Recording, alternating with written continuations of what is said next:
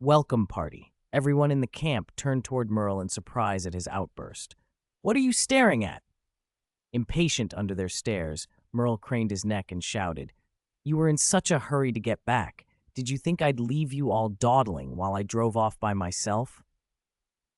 The crowd looked away, awkward. Morales rubbed his chin, wondering if today's incident had smoothed over some of the tension between them. Amy, who had been standing quietly at the edge of the group, smiled openly and hurried to Luis. She wrapped him in a grateful hug. Luis, thank you. She stepped back, looking him in the eye. We wanted to warn the others about the city, but never got the chance. She gave a sheepish little smile, then added earnestly, But you did what should have been done a long time ago. You saved us. You're amazing. Luis flushed at the praise. Before he could answer, several small figures came running up, shouting his name. Dwayne led the charge. Luis's face lit up. Dwayne, you came too. Yeah, we got here even earlier than you. Dwayne barreled into him, grinning. I knew you'd make it back safe. Right, Carl? Luis turned to see a shorter boy in a neat plaid shirt, soft brown ringlets, a little baby fat left on his cheeks. He watched Luis with a shy, measuring curiosity. Rick's son, Carl. Lori pushed him forward with a gentle prod. The boy stepped up without hesitation, threw his arms around Louis and squeezed. Welcome home, brother. Luis was taken aback for a second, then let out a small, nervous laugh and hugged him back. You know someone else is here too, Rick said from the side. You'll be happy to see him. Rick pointed to the opposite side of the camp, toward the lakeshore. Luis turned, and his blue eyes instantly brightened when he recognized the tall, familiar shape striding toward them. Shane! The shout carried clear and eager. Shane had seen him. The fatigue and dirt of camp life slid off his face, and he broke into a relieved grin. He hurried forward and scooped Luis up. You little rascal. His rough hand ruffled Luis's blonde hair, as if to reassure himself the boy was real. Rick told me, do you think you've got nothing to lose? You lured those things away by yourself at night before, and now you ride through Atlanta on a horse? Do you know how many walkers are out there? His voice had a scolding edge, but his eyes were all concern. Louis shivered at the memory and nodded. It was terrifying. I don't want to take risks like that again. He smiled at Shane, bright and relieved. But in the end, it was worth it. We all made it. Shane's smile softened and then grew solemn as he set Louis down. The simplicity of the boy's words stirred something in him. He patted Luis's shoulder, voice low. Yeah, kid, we all made it. After swapping the stories of their narrow escapes, the group decided to hold a simple welcome celebration that night, to mark the Morgans joining them and to celebrate Rick and the others' safe return. The women washed the vegetables and cleaned the fish they'd caught. The men sat around the fire, gutting a few squirrels. Laughter and chatter filled the camp again, a domestic warmth that Luis knew well but hadn't felt in a long time. On the surface, he joined in, handing out candies he'd scavenged from the nursing home to Carl and Dwayne. Inside, though, he was restless. A welcome party. He smirked inwardly. Was this a welcome for the walkers, too? With what he knew of the story that had played out before, he understood what tonight could mean. A large wave of walkers attacking the camp, heavy casualties to follow. In the original timeline, cheerful Amy and abusive Ed were among those who didn't survive. Shane had been furious with Ed and used it as an excuse to beat him. Ed ended up nursing wounds in his tent, alone, and became the first to be bitten. His scream was what finally woke everyone to the attack. But Luis also noticed differences. Today, Shane hadn't gone off to beat Ed. Indeed, Ed sat not far away in good health, drinking. That change puzzled him. If events had shifted, he didn't know what else had been altered. The immediate problem, though, was simple and urgent.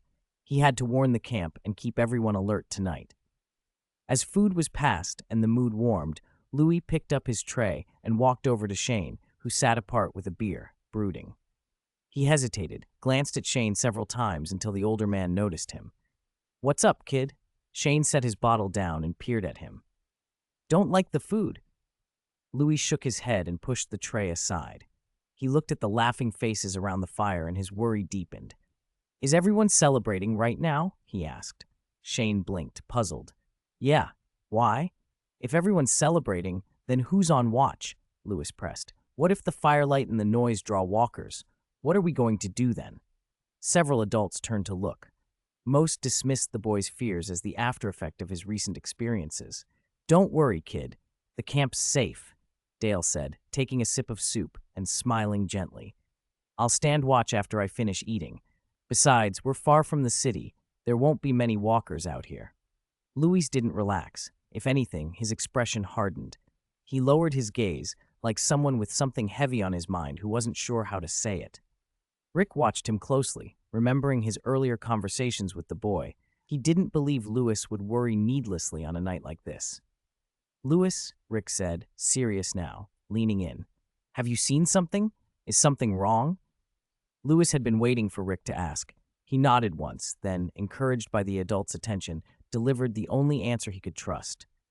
I can't be sure, officer, he began, then let the words fall that chilled the circle around the fire.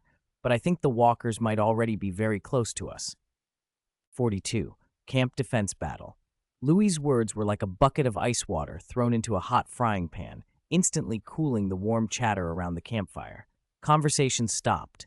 Everyone's eyes swung to Louis, and for a few heartbeats, only the crackle of the fire and the distant chirping of insects filled the night.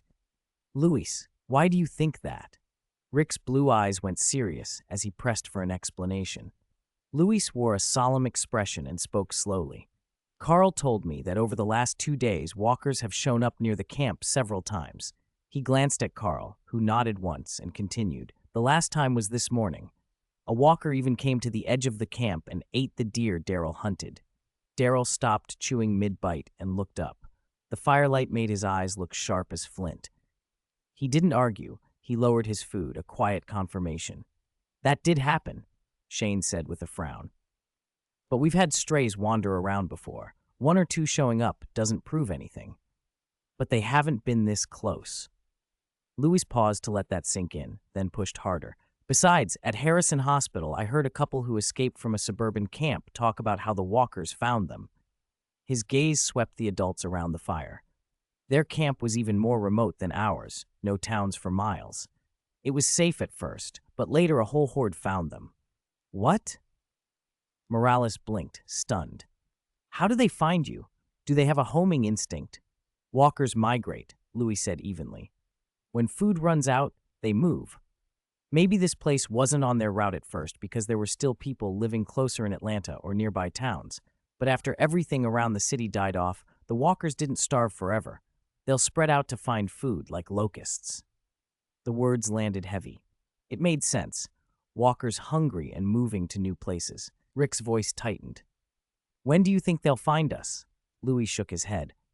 I don't know. Then why do you sound so sure? Merle snapped nearby, lips curled. You trying to scare everyone for kicks? I'm not trying to scare anyone, Louis said, meeting Merle's glare without flinching. I'm saying we should prepare now because we can't be sure when they'll arrive. It could be in a week, tomorrow, or tonight, Louis went on. The sooner we're ready, the more people survive. Shane watched the boy who had saved him and felt mixed emotions. On paper, Louis could be overreacting. Trauma made people jumpy, but Shane also owed him, and whatever the reason, Louis had earned his attention.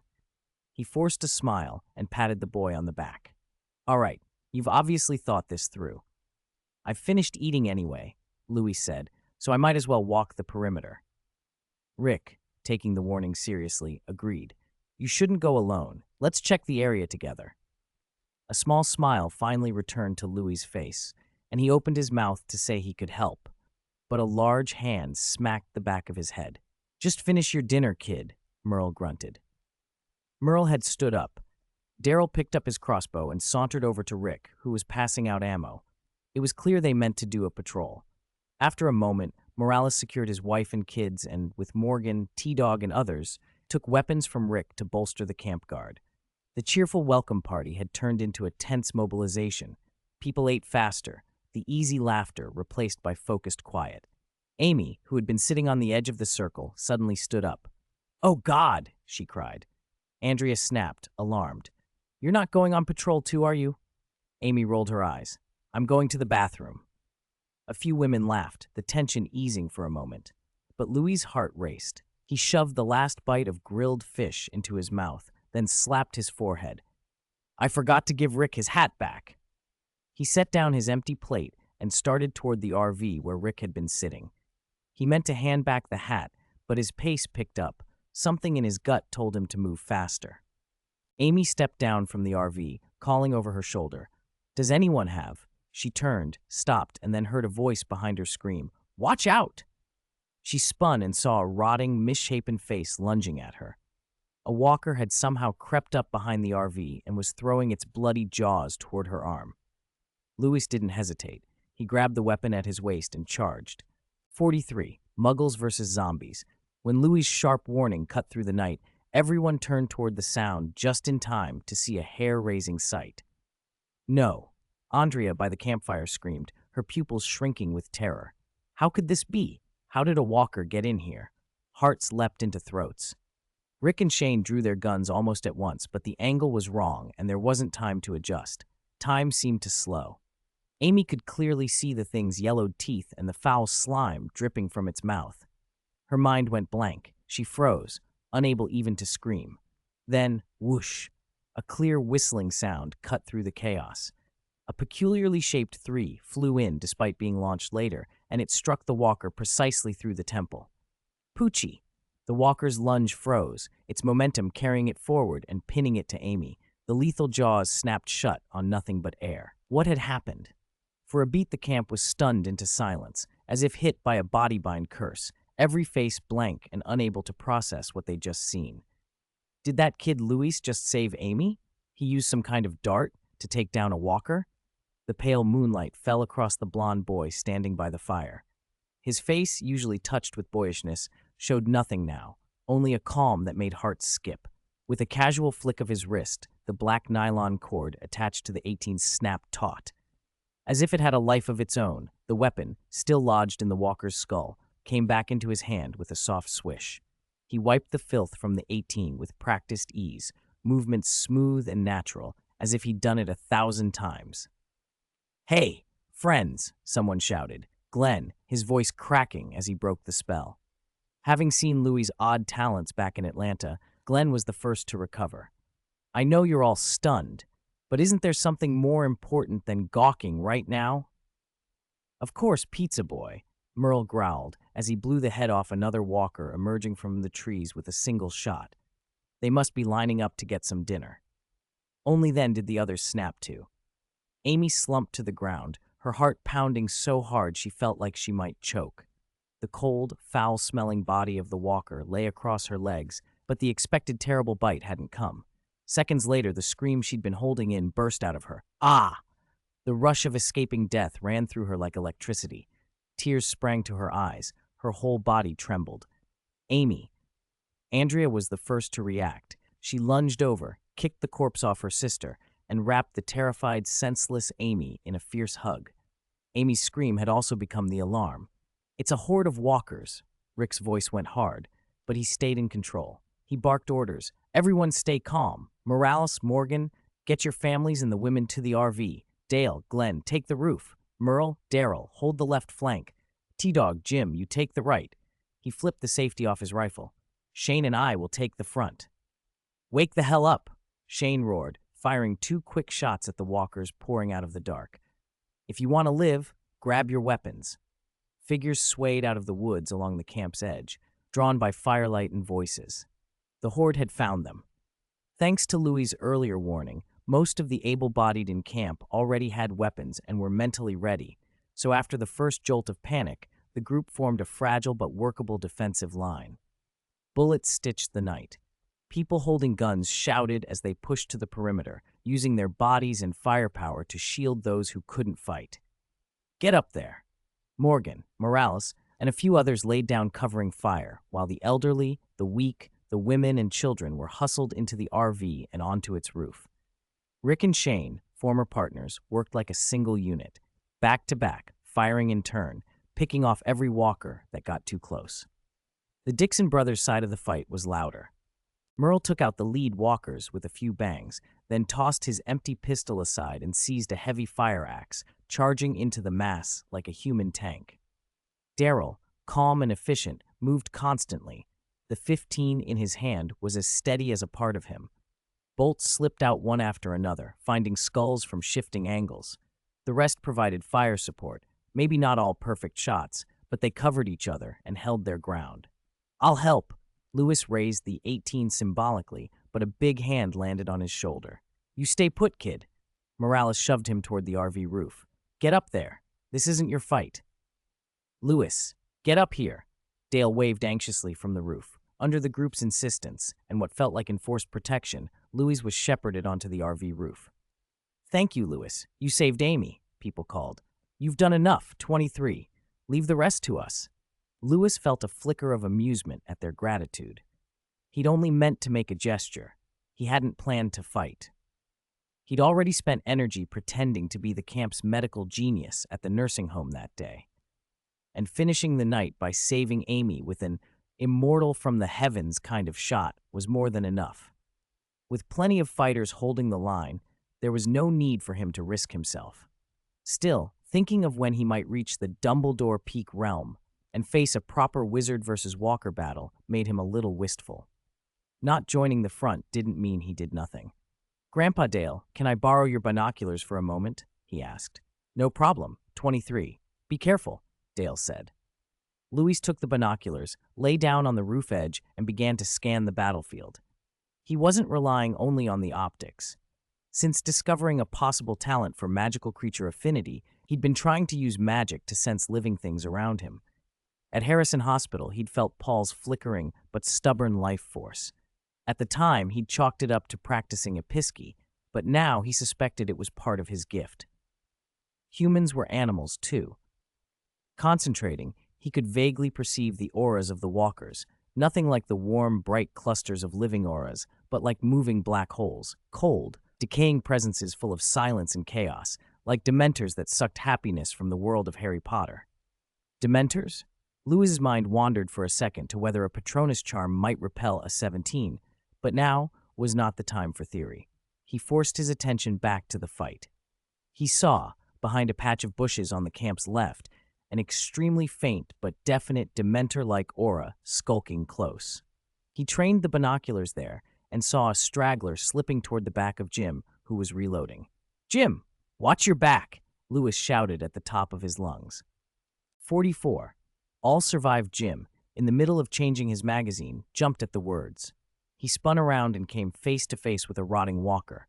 Terrified, he reflexively raised his gun and fired, but it was already too close. Just as he thought it was over, a black crossbow bolt whistled past his ear and lodged cleanly through the walker's brow. Jim turned to see Daryl not far away. Daryl lowered his crossbow expressionlessly, gave Jim no more than a sideways glance, and already had another bolt knocked, aiming elsewhere. The immediate danger at Jim's side was averted, but alarms were beginning to sound across the camp. Louis lay prone on the RV roof, still shaken. He'd almost used his 11 to interfere with that walker. Thankfully, Daryl had been quicker. "Merlin's ragged socks. Why are there so many of them?" he muttered. In the original story, Rick had cleaned this up quickly after returning, Louis thought.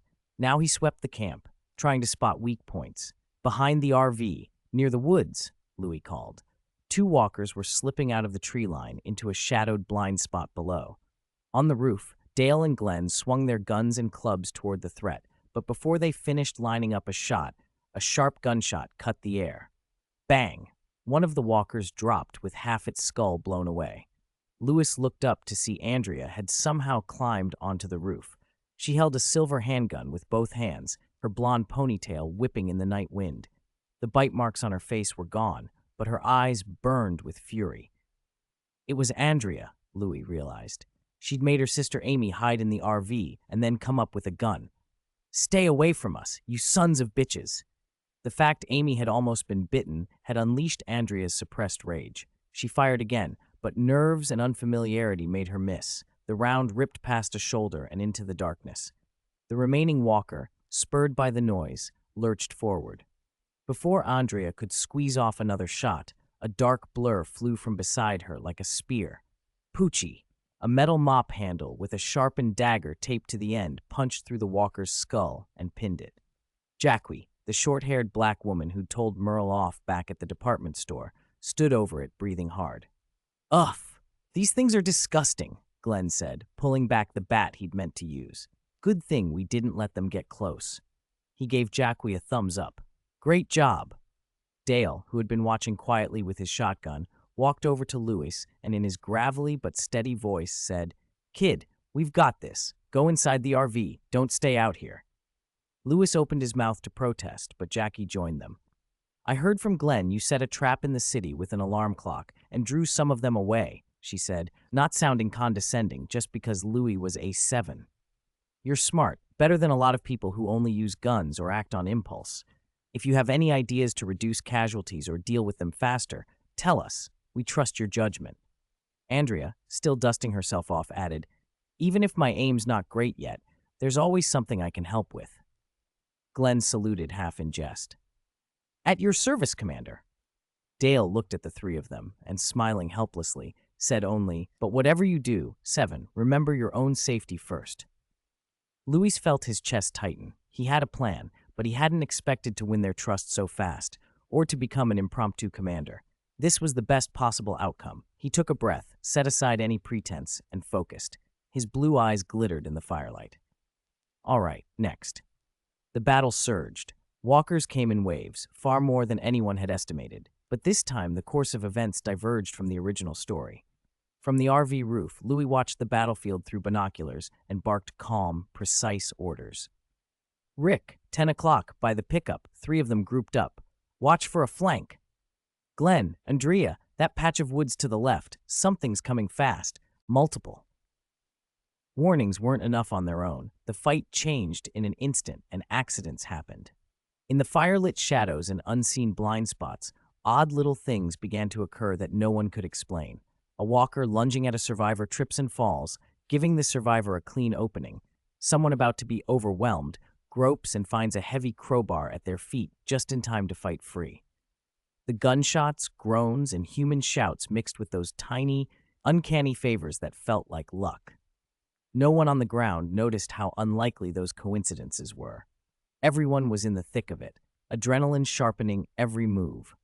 Only Louis knew why those miracles had kept happening. He wore his 13 under his oversized coat and with his internal 11 slipped small spells into critical moments, subtle nudges that created chances for the edge cases where people would have died. He timed them carefully, never flashy, always just enough to let someone stumble into safety. Time lost meaning until a pale strip of white appeared in the east and Daryl's last bolt pinned the final walker. The camp fell silent, except for heavy breathing and the smell of gunpowder. Survivors gathered around the fire and the carnage, faces haggard and splattered with blood. They counted the injured and checked for bites. Then an incredible truth spread through them and stunned everyone. Despite how dangerous the night had been, despite injuries and bruises, not a single person had been bitten. All had survived. 45. True prophet. Oh my God. A roar of relief went up from the camp when everyone realized they were alive. Morales leaned against the back of a pickup, wiping sweat and blood from his face as he looked over the people clustered around the fire, checking wounds and supporting one another. His voice had an excited edge as he scanned the group, finally settling on the uninjured blonde boy. The boy's neat, unruffled appearance stood out sharply against the blood and chaos. His calm was almost unnerving. Hey, I'm just saying, could there really be a wizard among us? Morales joked. Louis's face stayed composed, but alarm bells rang in his head. Had he been exposed? Morales's glance flicked past him to Jim, who was sitting on the ground. Jim, you were right, you bastard. Morales laughed and slapped Jim hard on the shoulder. Carl's dad, Rick, he brought back hope. At the memory of Jim's delirious mutterings before he passed out, others stirred. Hope. Jim blinked, still a little dazed. He wiped the dried blood from his face and followed Morales's gaze toward the blonde boy nearby. Bits of the dream came back into focus. I remember now, Jim said, his voice hoarse but clear. The dream I had. Why I had to keep digging there, he sighed. I dreamed a lot of people died tonight, and there were nowhere to bury them. I kept digging holes, and then Rick came back, and then... He trailed off. I don't remember everything after that, only that the one who returned changed the whole thing. Those holes weren't needed. Those words sent a shiver through anyone who'd seen the afternoon's strange events. Could Jim really see the future? And what did he mean by hope? Rick's return? Or something else? The group's look slid to Louis with a mix of awe, suspicion, and something like worship. Under that scrutiny, Louis felt suddenly exposed. "Why is everyone staring at me?" he asked aloud. "Wasn't Jim's dream that the camp was attacked by walkers, so he dug holes and it came true?" Someone muttered. "What's different now?" Dwayne rushed over, excited, and began telling the story to Rick and the others who hadn't heard. And then Jim kept saying Carl's dad would bring back hope. "Look!" He pointed at the walker corpses and summed it up. "Rick brought you back, you warned us the walkers were coming, we prepared, and everyone survived. I told you this kid was sent by God. Carl said he was our hope, but some folk wouldn't believe," Dwayne crowed. Even the skeptics looked uncertain now. On the surface, Louis managed a surprised expression. "Oh, what a coincidence, huh?" But inside he was panicking. No way. He'd shifted the timeline, and Jim's dream shifted with it. Really? Louis wanted to complain. He'd changed events and retroactively changed Jim's vision. How was that even possible? "You might as well change your name to Sybil Trelawney," someone joked. Others laughed, half serious. "I was only messing with him earlier, but damn, great prophet, huh?" Relief and dread warred inside Louis. Jim's prophecy was ambiguous enough to be plausible and flexible, but it still made Louis unstable. In the original story, Jim did have glimpses of the future. Louis hadn't expected his arrival to influence the specifics of Jim's dreams so cleanly. Jim had escaped being bitten this time, thanks to Louis' quiet warning and intervention. If Jim could keep predicting danger, Louis' cover would be at risk. He imagined having real power, Dumbledore-level magic, the Elder Wand, the Resurrection Stone, wearing the 10, and the absurd, tempting fantasy of coming out into the open. Save the world, proclaim myself the chosen one, build a following. He pictured casting Fiendfire, Confringo, using Imperio, Legilimency, Avada Kedavra, turning weapons into fakes with transfiguration, apparating away from threats, an over-the-top wish for absolute security. But none of that was real. He was a half-baked makeshift wizard. His levitation charm might work, but in the grand scheme, he was nowhere near the powerful figures he daydreamed about. He knew only a handful of spells and had to conserve them. A single bullet could still kill him. Power attracts both worship and greed. If he openly performed miracles, devout people might hail him as a messiah, but predators and opportunists would swarm just as fast. Until he had real strength, his best strategy was to rationalize everything, present himself as a precocious kid hardened by the apocalypse, chalk his acts up to luck or uncommon skill. Superstitious folk would call it divine favor. Scientific minds would call it genius. Either way, he'd try to keep himself within the bounds of human explanation and avoid creating fanatics. Louis inhaled, ready to deflect the fevered looks with a modest denial or praise for the group's effort. Before he could, a sarcastic voice cut across the crowd from the edge of the camp. "Are you kidding me? Hope? He's more like a jinx." All heads turned. Ed, the abusive husband, was propped against the camper door, sneering openly. Unlike in past accounts, this time Ed had sprinted for safety at the first sign of the walkers, shoved others aside, dove into the RV, and come out unscathed. Drunk and on edge after nearly dying, he'd got bolder than usual. "If it wasn't for his big mouth blabbering about walkers, we wouldn't have ended up in this mess," Ed spat, pointing at Louis. "I'll bet everything that all the bad stuff that's happened, Daryl's brother left behind, the walker horde, was brought here because of him." He leaned forward, voice laced with venom. "We were fine until he showed up. Then we had problems. People got hurt. What do you call that?" Ed glanced at the little girl hiding behind Carol, his daughter Sophia, then turned on her mother. "Telling her to trust some freak? Unbelievable. How could we have a daughter like you?" He sneered as he shoved the blame at his wife. "It's all because of you, you bitch, and whatever you taught her." If there was one thing Louis regretted about surviving the walker horde that night, it was that Ed the domestic abuser, was still breathing. The man's drunken, mean-spirited accusations had perversely worked in Louis's favor. They'd pinned everyone's anger on Ed instead. "What did you say?" Several voices snapped at once. "Ed, how could you say something like that?" Cold, hostile glares landed on Ed.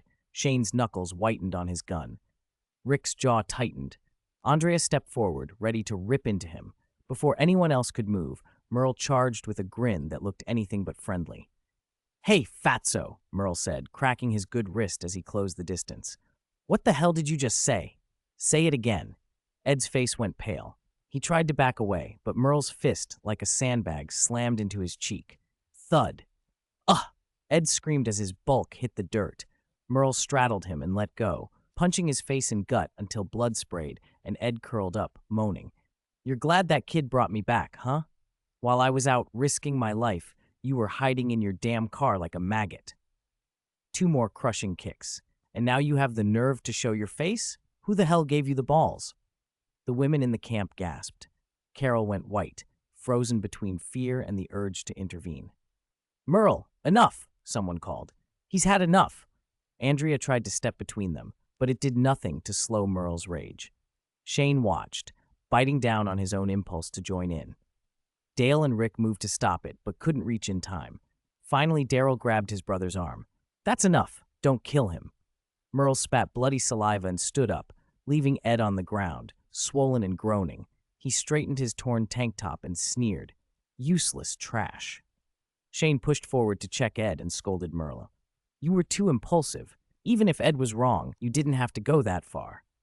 "But," Shane added, glancing down at the battered man, "Ed started it. You've been beaten. Learn from it." Glenn couldn't help himself. Hiding in the back and doing nothing is one thing, but coming out and trashing a kid, you're not a man. Ed clutched his split lip and bleeding cheek, surrounded by open contempt. He had nothing left to say, only humiliation and fear. Rick sighed and moved in to pull him up from the dirt. Shane tensed. Was Rick really going to be lenient after those words about Lewis? Rick stopped, took Ed's arm, and said quietly, "Do you know why I tried to stop Merle just now?" Ed blinked, dazed. To keep the camp united, perhaps. Rick's voice didn't rise. Then, without warning, his grip on Ed tightened. With his free hand, he drove a fist into Ed's jaw, then a knee that sent him sprawling. "Arr!" Everyone went silent. Rick looked down at Ed as if he were garbage. "Luis is only 11 years old," he said, voice flat. The calm made the words colder. "How dare you say those things in front of an 11-year-old? He crouched and grabbed a handful of Ed's greasy hair, forcing him to meet his eyes. Especially when his father is standing right next to him. Ed's voice came out thin and shaking. "I'm sorry. I'd had too much to drink. I was nervous." Rick's face was stone. "I didn't stop Merle to keep some false sense of unity," he said. "I stopped him because, as a father, I wanted to deal with you myself." He leaned closer. "You should feel lucky. If the kids weren't watching, I'd pull those rotten teeth out of your mouth one by one." Lori's face crumpled. Carl stepped forward instinctively and held her back. No one spoke up for Ed. No one wanted to. Rick let go. Ed's head thudded on the ground. Rick stood and delivered the warning that settled over the camp like a winter silence. "From now on, I don't want to hear another word about my son from you. If I find out you did anything to him, I promise you'll regret not dying today. Understand?" I understand," Ed stammered, voice shaking so badly it was almost a sob. Shane stepped up and clapped Rick hard on the back, the whisper in his ear grudging approval. "You should have done that a long time ago." Carol, terrified and trembling, gave Ed the faintest push toward his tent. He slunk away like a beaten dog, supported by his wife's wary hands. The camp watched Rick differently after that. Respect had hardened into something sharper. Part trust, part fear. Merle only chuckled and muttered to Daryl, "Friendly cop, huh?" Dale, uneasy about the violence, thought of the real victim in this mess, the 11-year-old who'd risked himself to save them. He sighed and said nothing. After all, Luis was only a child. And Ed? He'd been taught a lesson, violent though it was. 47. He's really become a prince. What's going on? Luis, the center of everyone's attention, fell into deep thought. He hadn't even begun to play his part, and Ed had already been chased off by his own teammates. He hadn't expected Rick, the one who always played the nice, steady leader in camp, to snap and even get physical defending him. After all, though they used the father and son shorthand, they hadn't actually spent that much time together. Or maybe Louis had underestimated how much this group revered children. Whatever the reason, he was honestly a little moved. That didn't mean his plan was ruined. As Ed's retreating back faded, Louis bowed his head at the right moment and put on an expression of wounded grievance. ready to deliver a few lines fitting his sad kid persona. Before he could, he found himself pulled into a warm, firm embrace. "Luis," Rick said above him, gentle but steady. Don't remember a single word he said, no matter what. Rick let go and looked into the boy's blue eyes, which were a little dimmer than usual. "If it weren't for you last night, none of us would have made it. You saved us," he added. "You're the hero of this camp." "But, no buts," Rick cut in. "You're the best."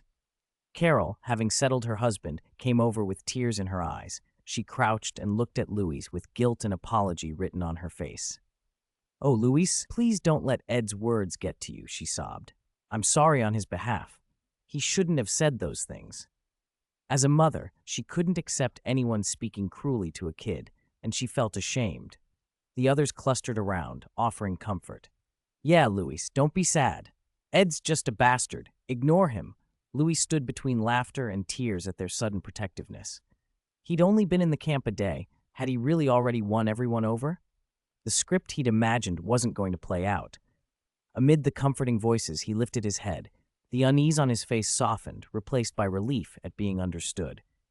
"Thank you, everyone. I'm fine now," he said, shaking his head. "I didn't really take it to heart." He let his gaze sweep over the group. His deep blue eyes caught the morning light and looked sincere. "I know last night wasn't my fault," he continued, "and I don't think we survived by luck or because Uncle Jim had a dream." He looked at Rick, at Shane, at Daryl, and at everyone who'd fought a bloody fight the night before. When the walkers came, Officer Rick and Uncle Shane held the front line. Uncle Daryl and Uncle Merle covered the flanks, and up on the roof, Grandpa Dale and Aunt Andrea were helping. He didn't name everyone, but he said seriously, "We survived because everyone picked up a weapon and refused to give up." He let a sly smile creep in, half joking. "If you're asking me to interpret Uncle Jim's dream, the real hope was either Officer Rick or that huge bag of weapons he brought back. Without those weapons," he shrugged, "no matter how much I warned people, we couldn't have beaten back so many walkers." His words washed away the last of the earlier awkwardness. The sting from Ed's outburst evaporated. Jim's dream, eerie as it was, had been ambiguous. Hope and change were open to interpretation. What had actually saved them was Louis's warning and everyone working together. Because Louis had been too sharp, too unusual, people had been prone to make legends out of him, as they did with great leaders in history, Joan of Arc and her divine visions, or Arthur and the sword in the stone. Once they realized that, the awe in their eyes became steadier and less fanciful. A few people remained silent, taking note, but on the surface, the camp relaxed. Louis wasn't focused on their reaction. He had been watching Carol soothe Sophia, who'd been frightened through the night. "I don't mind what Mr. Ed said to me," he said, meeting everyone's eyes, "but he should apologize to Aunt Carol and Sophia. They only said a few kind words to help me. They shouldn't be blamed," he added. "Aunt Carol," he said, stepping to the middle-aged woman with short gray hair, "you don't have to apologize to me for him. You did nothing wrong."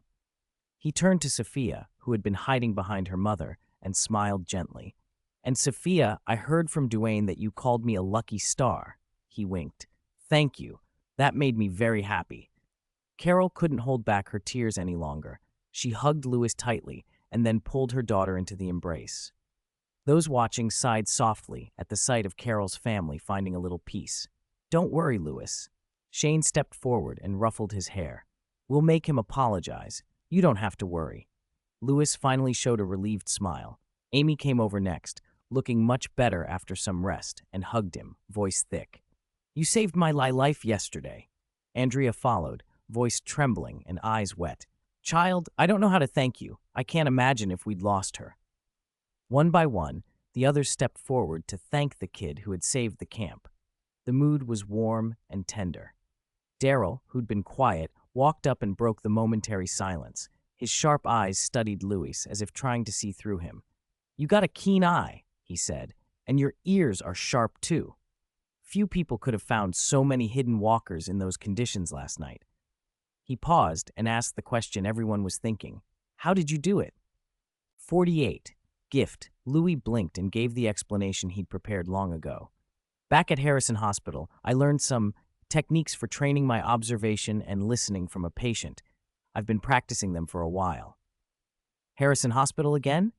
What kind of hospital is that? Glenn muttered. That hospital wouldn't happen to be in Hawaii, would it? Louis's mouth twitched. He almost lost his expression. Good grief, was he turning into some kind of detective now? At least nobody said Gotham City. The joke landed with him alone. Daryl, however, looked at Louis, then glanced at Rick and teased, "You've been in the hospital a while, too. What did you learn?" Rick feigned thought, shrugged, and gave a helpless smile. "I guess I learned how to sleep like a champ, even in the middle of an apocalypse." For a moment everyone froze, and then laughter broke out.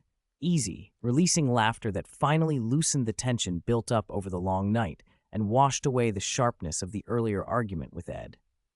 After the laughter, the group fell to work, clearing walker bodies, reinforcing the camp, and taking stock of weapons, ammo, and supplies. Andrea used the lull to slip into the tent with Amy. A moment later, she eased a delicate necklace around Amy's neck, a silver chain with a small mermaid pendant that caught the morning light. Andrea had picked it out specially at the department store as a birthday gift. Amy stared down at it, surprised, then looked at her sister, eyes wet. "I was going to give it to you yesterday," Andrea said as she smoothed Amy's hair, voice threaded with apology and lingering fear. "I didn't expect I'm late." "No," Amy smiled and shook her head. She gripped Andrea's hand tightly. "As long as you're with me, any time is the right time." She touched the pendant, and after surviving everything that had happened, a bright smile lit her face. Besides, I bet no one else's birthday was this exciting. Louis, passing nearby, heard that and silently complained to himself. This was only the beginning of the apocalypse. There would be plenty more excitement to come. Shane, overhearing, felt his chest tighten. He remembered the first time he met the boy. He, too, had spent his 11th birthday trapped in an office building, surrounded by a horde of walkers. Back then, Shane had been so full of anxiety about Lori and Carl that he hadn't even said happy birthday to the kid who needed comfort. Guilt and a sourness came up in him, and he walked over where Louis was helping Morgan sort tools, reached out, and ruffled the boy's blonde hair. Louis looked up, a little blank, watching Shane with confusion. Shane met the boy's clear eyes, swallowed, and then said in a low voice, "Everything will be okay from now on, Louis. I promise, you'll get a real birthday someday." Louis didn't know what had prompted Shane's sudden tenderness, but he went along with it. A longing smile flickered on his face, and he nodded seriously. The sisters' belated gift and the softer mood stitched a bit of warmth back into the camp after the bloody night. At that moment, Dwayne, suddenly remembering something, ran back to his tent and hauled out a large, old iron pot. "Louis, this is my gift to you," he crowed, thrusting it forward like treasure. Louis stared at the pot, stunned. Dwayne, grinning proudly, explained, "We found it in that empty house by the highway. Weren't you always needing a pot to make potions? Here it is." Louis took it, heavy in his hands, and looked inside. There was a shallow layer of water and a palm-sized fish flicking its tail weakly. "Oh." Dwayne slapped his forehead, as if he'd almost forgotten the main point, and ran back to the tent. He came out carrying a large basket full of wild greens, mushrooms, and jars of seasoning. "I don't know if these will work for potions," he admitted, scratching his head, "but my mom says they're useful, so I brought them." He pointed to the fish. "Carl heard you needed ingredients yesterday, so he traded his favorite book to Aunt Andrea for this fish. He said maybe you'd use it." Then he indicated the basket. The Morales kids picked these wild vegetables and mushrooms. Uncle Morales' siblings wanted to help when they heard a new friend was coming. Dwayne glanced around, then tucked a can of meat out from under the greens and lowered his voice. "Sophia snuck this out of Aunt Carol's stash, told me to hide it for you." Everything clicked into place. The pot and the odd ingredients were a surprise from the camp's children to welcome Louis. Gifts meant for the interrupted welcoming party. Louis felt amused at the so-called potion materials, but more than that, he was warm all through. These kids still had their innocence and kindness, and the adults had indulged them. In a crisis, that kind of goodwill could seem misplaced, but the parents had let it stand. Many of them watched the children's small ceremony with smiles, as if catching sight of a long-blurred memory of peace and civilization. Seeing Louis standing bewildered over a pile of mundane items, the others were reminded that the boy who had pulled off miracles was, after all, still a child. He took a deep breath, swallowed the complicated feeling, and thanked them sincerely. Under the kind, watching faces, Louis carried the iron pot and the basket into the small tent they'd set aside for him. He zipped it closed to cut off sound and sight and placed the gifts carefully in a corner. Only then did a weight lift from him. He let out a long, exhausted sigh and leaned back on his sleeping bag. He rubbed his throbbing temples and began to run over the past few days in his head, the roller coaster of events, and to think about his next stage of studies, his potions plans. 49. My magic is malfunctioning. Overall, things had gone surprisingly well. Except for the annoyance that Ed, what a bastard, had survived, everything else was basically under control. He'd managed to save Merle and keep his hand, blend smoothly into the group, and even earned a reputation as a lucky star and child prodigy among the others. Still, Louis felt a nagging unease about one thing: the number of walkers last night. It didn't add up. He remembered the original series' camp attack. It was sudden and tragic, yes, but the number of walkers hadn't been anywhere near this scale. Once Rick and the others got back to camp, the fight was practically over. Even allowing for TV pacing, the real event wouldn't have dragged on like last night. This time, they had an early warning. Most of the fighters were armed and prepared, and there was even him, the wizard, giving rooftop support like a cheater. And yet the battle lasted nearly all night, and the walkers were beyond imagination. That mismatch in numbers reminded him of Atlanta, when he'd gone to save Merle a few days ago. The walkers on the streets near 4 had been far denser than in the original plot. If the big crowds on the main road had been drawn by him and Rick riding horses and the thunder that followed, then what explained the dozens that suddenly appeared in the 6? Even when he'd climbed onto the roof to rescue Merle, a walker had squeezed through a gap in a door that was chained shut. None of those little details showed up in the original work. And then there'd been that sudden thunderstorm. Louis didn't mind changing the story. He'd even altered the fates of characters who were supposed to die. But at first he'd assumed these oddities were just unpredictable chain reactions set off by his arrival, like a butterfly flapping its wings. The enormous 18 horde at the camp, though, pushed him toward a darker conclusion. Could the extra walkers have been attracted to him? It wasn't paranoia. It was an ugly deduction based on what he suspected of his own constitution, a magical creature affinity. Reluctant as he was to admit it, the most magical creatures in this world were probably the walkers, and he could vaguely sense their peculiar, cold, deathly aura, almost like dementors. He hadn't run a proper experiment, splitting from Rick to see which one of them drew more walkers, but he had a gut feeling that walkers were more interested in him than ordinary people. Like catnip to cats, something about him seemed extremely tempting to them. He didn't know which aspect of him caused it. On the bright side, maybe they treated him like some kind of superior kin. If he grew strong enough, perhaps he could influence them, maybe even control them a bit, like the Whisperers did. But his memories kept returning to darker scenes. The walkers going berserk after smelling blood beneath the office building, the 18 horde relentlessly pursuing him through Atlanta. Those suggested a worse possibility. They weren't treating him as kin at all. They were seeing him as a delicacy, the top-tier ingredient on the walker menu. The thought made him shudder. If that were true, then disguising himself by putting on a raincoat smeared with flesh and blood might work better than it would for ordinary people. Could he, in some controlled way, guide or manipulate them like the Whisperers? If so, the passive affinity that felt fatal now could become a hidden trump card. He'd have to test it carefully and safely.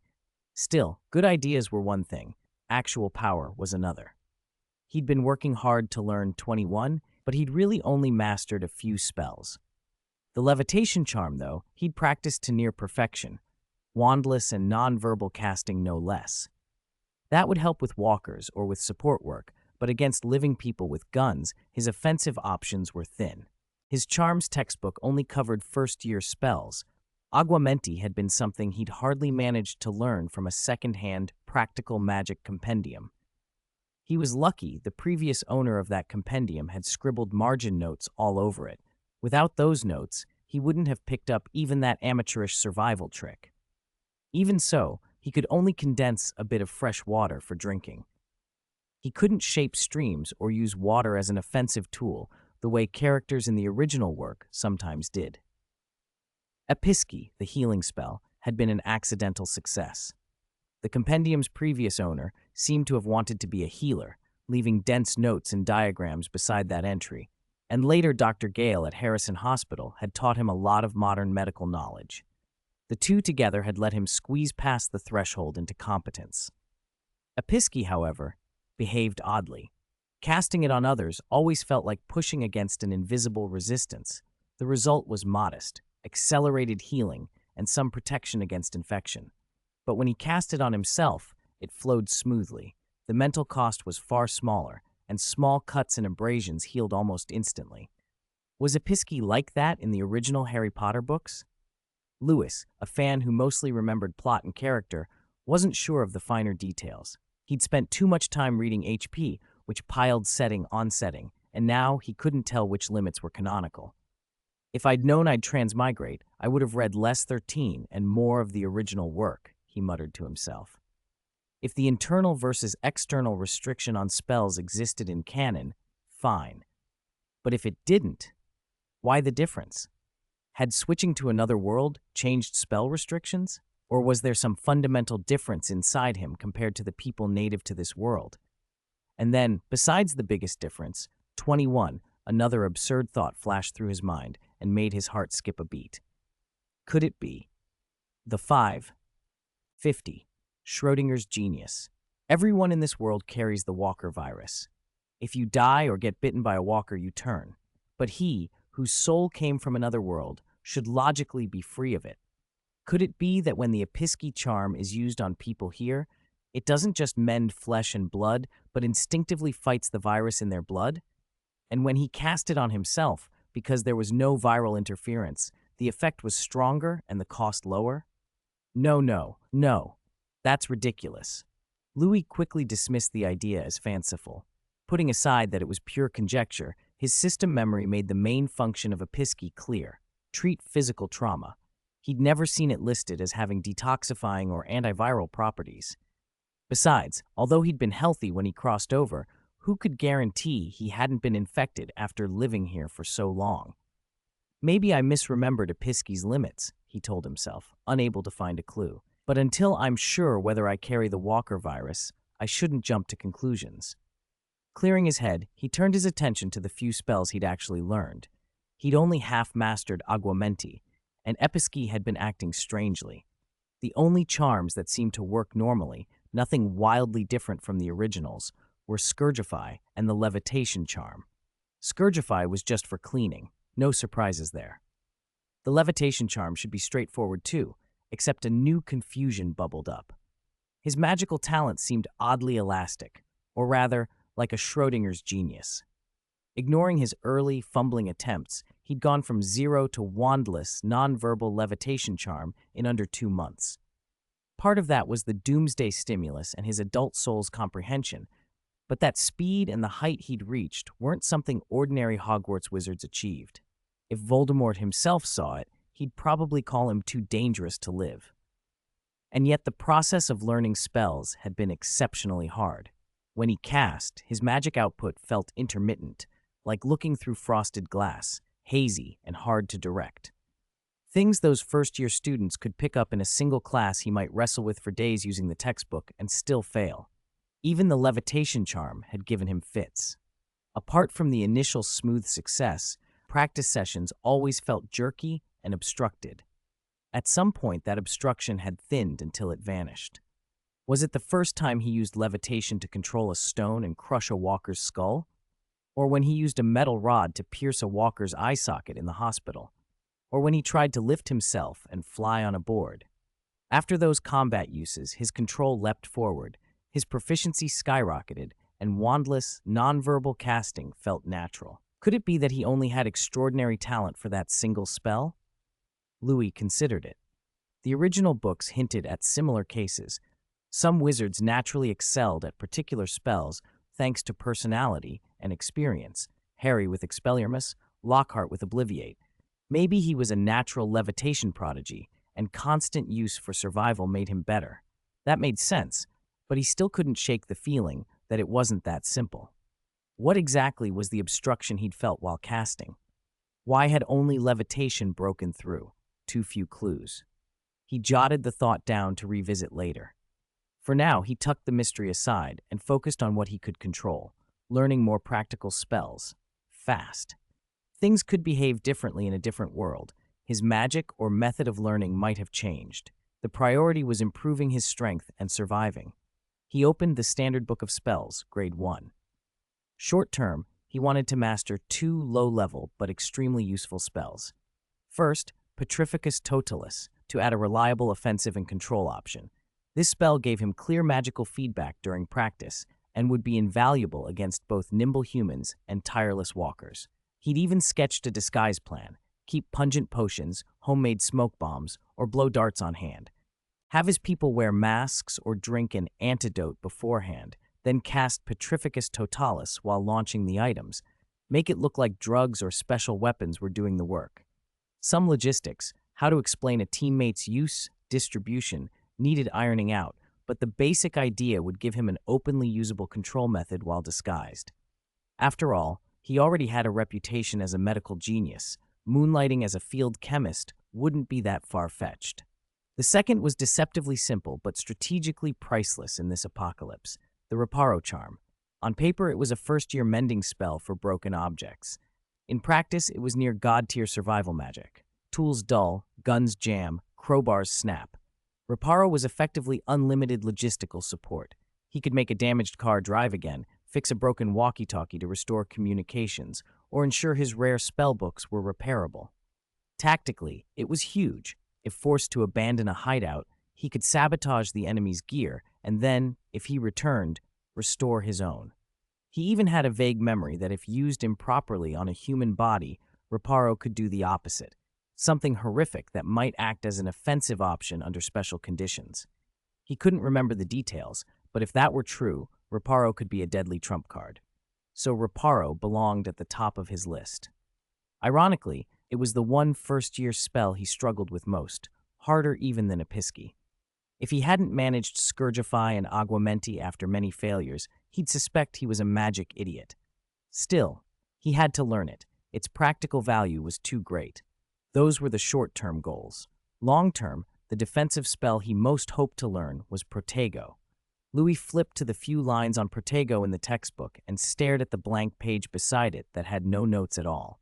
If he could, he'd have loved to learn the Muggle-repelling charm and the undetectable extension charm at warp speed. Both would massively help his situation. Unfortunately, undetectable extension wasn't taught at Hogwarts, and Muggle-repelling was advanced NED-level work. Sigh. I'd better pray I can master Petrificus Totalis on my own first, he muttered, resenting the predecessor who'd left the sparse notes. In his head, he scolded the guy. Senior, have bigger dreams. Why only aim to be a St. Mungo's doctor? You could diversify, be an Auror on the side, go undercover with dark wizards, then end up back at Hogwarts teaching defense against the dark arts. Leave more notes, damn it. As for Protego, that was an advanced spell encountered in the 5th year. There were no notes in the book, not even a diagram. It was a long road ahead. Louis closed the textbook gently and rubbed his aching temples. From the time he'd gone to Atlanta to save Merle to the desperate, chaotic end of last night's Walker attack, a dozen novels worth of events had been compressed into only a few days. He felt drained. I've been too reckless, he muttered, voice tired. I need to be more careful from now on. When he'd rescued Merle, he'd relied far too much on reflexes and misjudged his physical and mental limits, pushing himself into a coma from overcasting. And with the Walker attack, even though he'd had warning, Jim, the self-styled great prophet, had forced him into a big public scene. Coincidence played a part, but the root cause was his lack of caution. The longer he meddled after transmigrating, the more unpredictable the future became. The camp was friendly now, but too much attention would constrain him. He'd already established his usefulness and influence with last night's performance. The next move was to lower his profile and get back to keeping low and staying careful. Right now, studying his magical abilities in peace and getting stronger was the priority. Still, his eyes flashed with determination. Before he really started on his project, he needed to make a trip to the CDC. That seemed at odds with his plan to keep a low profile, but he had a reason he couldn't ignore. He wasn't trying to save the world or follow some plot. He needed to solve a vital mystery about his own magical nature and survival. The question was simple and persistent. Did the Walker virus actually exist in his body? Ever since he'd noticed how differently the Episki charm affected him compared to others, that question had been a thorn in his side. If the charm's differing effect were because it fought or suppressed the Walker virus in the recipient, then Episki might have power beyond mending surface injuries. Perhaps it could delay or even halt human-to-Walker transformation. That possibility was huge. Even a few hours' delay could save lives at a critical moment. Of course, it might be wishful thinking. There could be other reasons for the discrepancy in magical effects, but testing at the CDC would point him in the right direction. And even ignoring the magical theory, if modern medical equipment could prove he wasn't infected, that would be enormous. It could mean he had natural antibodies or that his fundamental makeup was different from the humans of this world. Either way, knowing his own uniqueness would let him prepare disguises or explanations before he had to deal with larger, better-equipped survivor groups or a full medical exam. He wasn't overly worried about a medical test revealing his magic. Based on his knowledge of the original world, magic wasn't something modern tech could easily detect. If it were, the wizarding world would have been exposed long ago. Even if some aging CDC equipment could pick up traces of magical signature, facing a dying doctor in a small camp now was far safer than a full-body scan in a well-armed survivor base later. He finished running through the problems he hadn't sorted, and his tentative plans for the future sighed, stretched, and stood. The after-effects of continuous spellcasting still left his body a little weak, but his mental exhaustion had largely lifted. He was about to unzip the tent for some fresh air when his eyes caught the basket of potion ingredients the camp children had excitedly given him earlier. He'd meant to wait until he'd rested and then wash and boil them at the river. After all, it was just a gesture. He couldn't expect to brew a real potion from ordinary weeds. But having spent the last hour thinking about his magical nature, Episki, and the Walker virus, a ridiculous idea bubbled up. What if he transfigured the ordinary ingredients to look like real potion materials and then tried to brew a potion? He snorted at his own daydreaming. Transfiguring common things into genuine magical materials was fundamentally impossible. If items containing magical properties could be conjured by transfiguration, potions would be pointless. Why learn multiple disciplines when one spell could produce any ingredient? And even if some form of creation existed, it wasn't something a half-trained, rough-around-the-edges wizard like him could hope to master. Still, there was a practical angle. He could test how far his transfiguration had come by changing appearances and then reversing them. No harm in some practice. A little intrigued, he took his well-worn copy of Magical Drafts and Potions from his backpack and flipped to the first-year potions section. He found a straightforward recipe, the Wiggenweld potion. Louis read the note in the corner in a soft voice. Wiggenweld potion, a powerful healing draught capable of mending minor injuries and rousing the drinker from magically induced sleep. He couldn't recall it from any of the lessons he'd taken. Snape had mostly taught cure for boils in first-year potions, and he hadn't expected a practical healing potion here besides the forgetfulness potion. Scanning the recipe, he saw the required ingredients, leaves of dittany and the juice of a horklump among them. Dittany was a well-known magical healing herb. A horklump was a fleshy pink fungus-like creature whose secretions could be used in potion making. He looked from the page back to the ordinary, dusty mushrooms in the basket. Louis took a breath and drew his wand. He concentrated, pointed it at the mushrooms, and formed the opening syllables of a transfiguration incantation, pronouncing them as cleanly and carefully as he could. 52. Brewing a magic potion? As the incantation left his lips, a faint ripple of 16 radiated from the tip of the 17. The few gray mushrooms twitched, their color shifted toward an eerie pink, and their surfaces began to weep a viscous liquid. Did it work? Louis didn't have time to celebrate. The pink glow faded quickly, and the mushrooms reverted to their dusty gray, as if the whole thing had been an illusion. He sighed. Just as he'd expected, the illusions created by transfiguration couldn't last, and it was even less possible to truly change the inherent properties of matter. He pointed the 17 at a bundle of wild vegetables nearby, intending this time to shape them into 9 leaves. The 7 flicked. Nothing. The vegetables stayed green and lush, unmoved, almost mocking his overestimation of his own abilities. Tsk. Even though he had expected failure, the string of disappointments left him frustrated. His mood felt like that of someone who'd casually bought a lottery ticket. Rationally, he knew winning was impossible, but a sliver of hope, what if, had lingered anyway. In truth, many of the potion recipes in magical drafts and potions used ordinary ingredients that existed in this world. Certain plant roots, like 8 and 10, animal hair, rat tails, mineral powders, and so on. But the crucial materials unique to the 16A world, 9, horklump juice, billywig stings, were absent here. Those recipes were castles in the air to him, visible treasures he couldn't touch. It stung, especially since this copy of Magical Drafts and Potions covered basic potion work through Hogwarts years 1 to 5, whereas most of his spellbooks only recorded first-year material. To have a library of recipes and no suitable ingredients felt like a huge loss. Then Louis reminded himself of the obvious. He was just a wild wizard who'd been teaching himself for a few months from a first-year textbook and a second-hand guide. He couldn't even recognize all the basic spells yet. Expecting to brew advanced potions now had been a little ambitious. Besides, he muttered, giving himself an out, brewing potions is a pain. Tedious steps, strict heat control, precise ratios. Even if I had the materials, I might not succeed on the first try. The risk of failure is high. How could it be as convenient and fast as 16 spells? It's no big deal if I never make potions. Yeah, it's fine. The practiced nonchalance worked. Feeling better, Louis picked up the iron pot with the fish and headed to the river. Since things were as they were, he might as well eat. He wasn't going to try to brew anything fanciful with those ingredients. After all, they were gifts from the child, and cooking a meal seemed an appropriate way to repay that pure-hearted gesture. In his previous life, he'd lived alone for years and had cultivated a decent set of cooking skills. He and his old roommates had also experimented with simple outdoor cooking on picnics.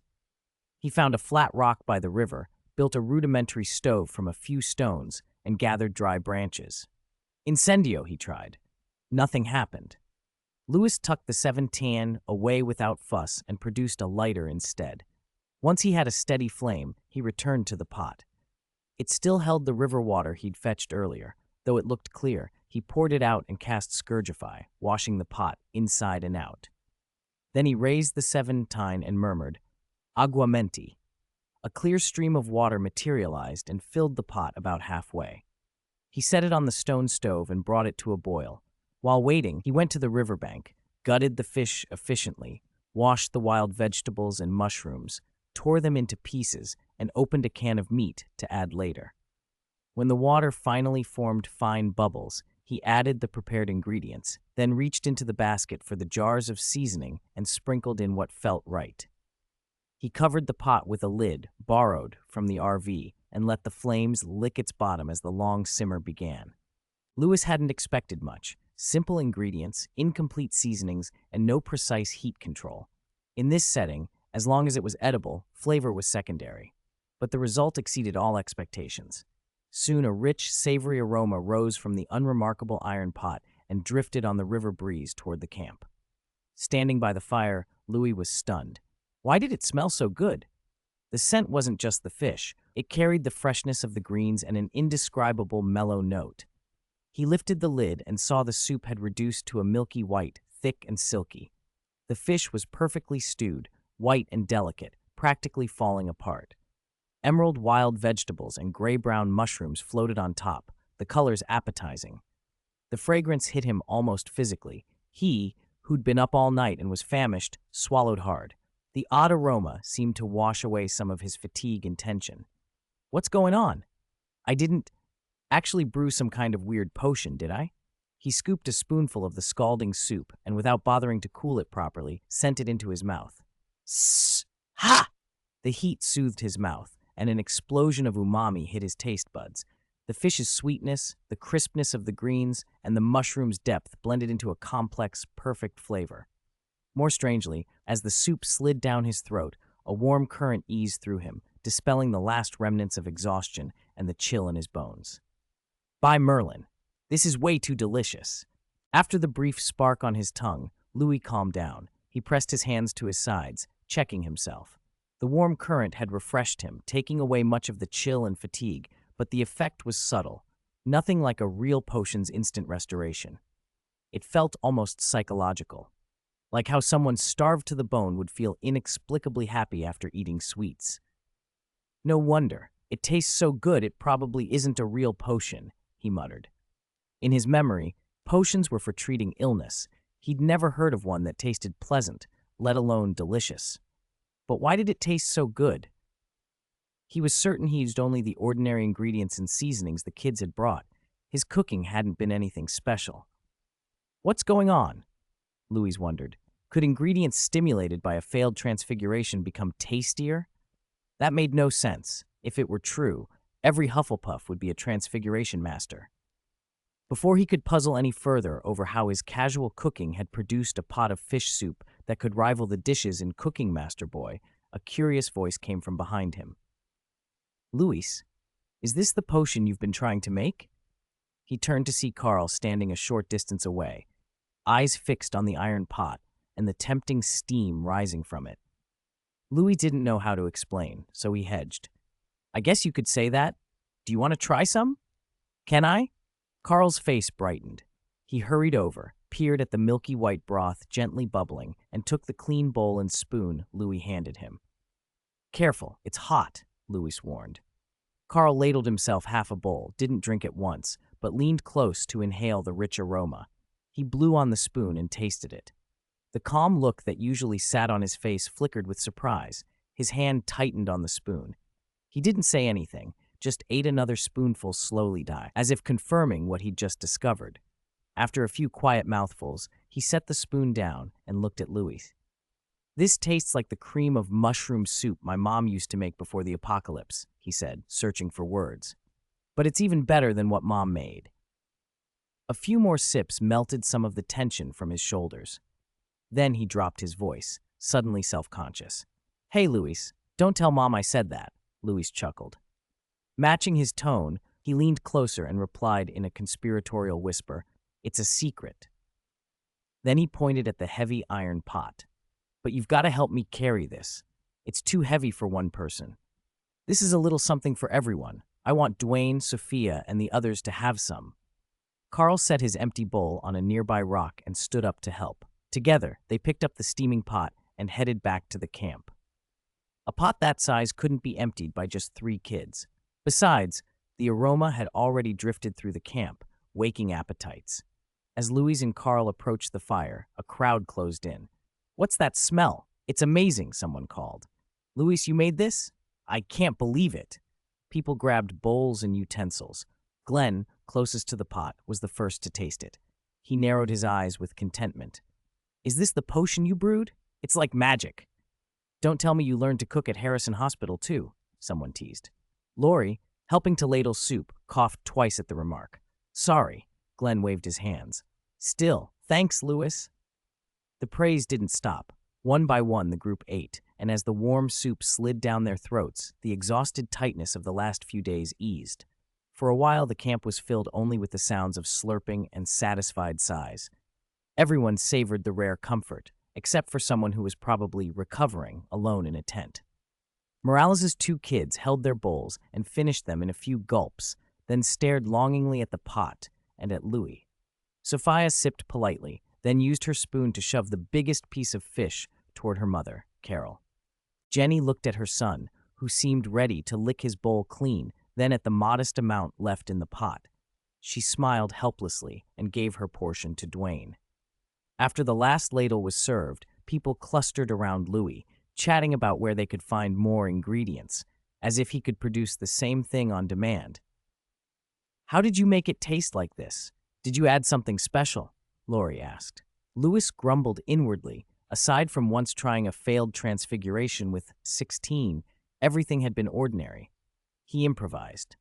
It's probably the seasonings. I used the spices Dwayne gave me. Maybe one of them was unique. Lori nodded slowly, satisfied with the answer. Merle, who had been quietly eating, put his empty bowl aside, licking his lips as if he wanted more. He stood and followed his brother Daryl, who was heading into the woods to check the traps.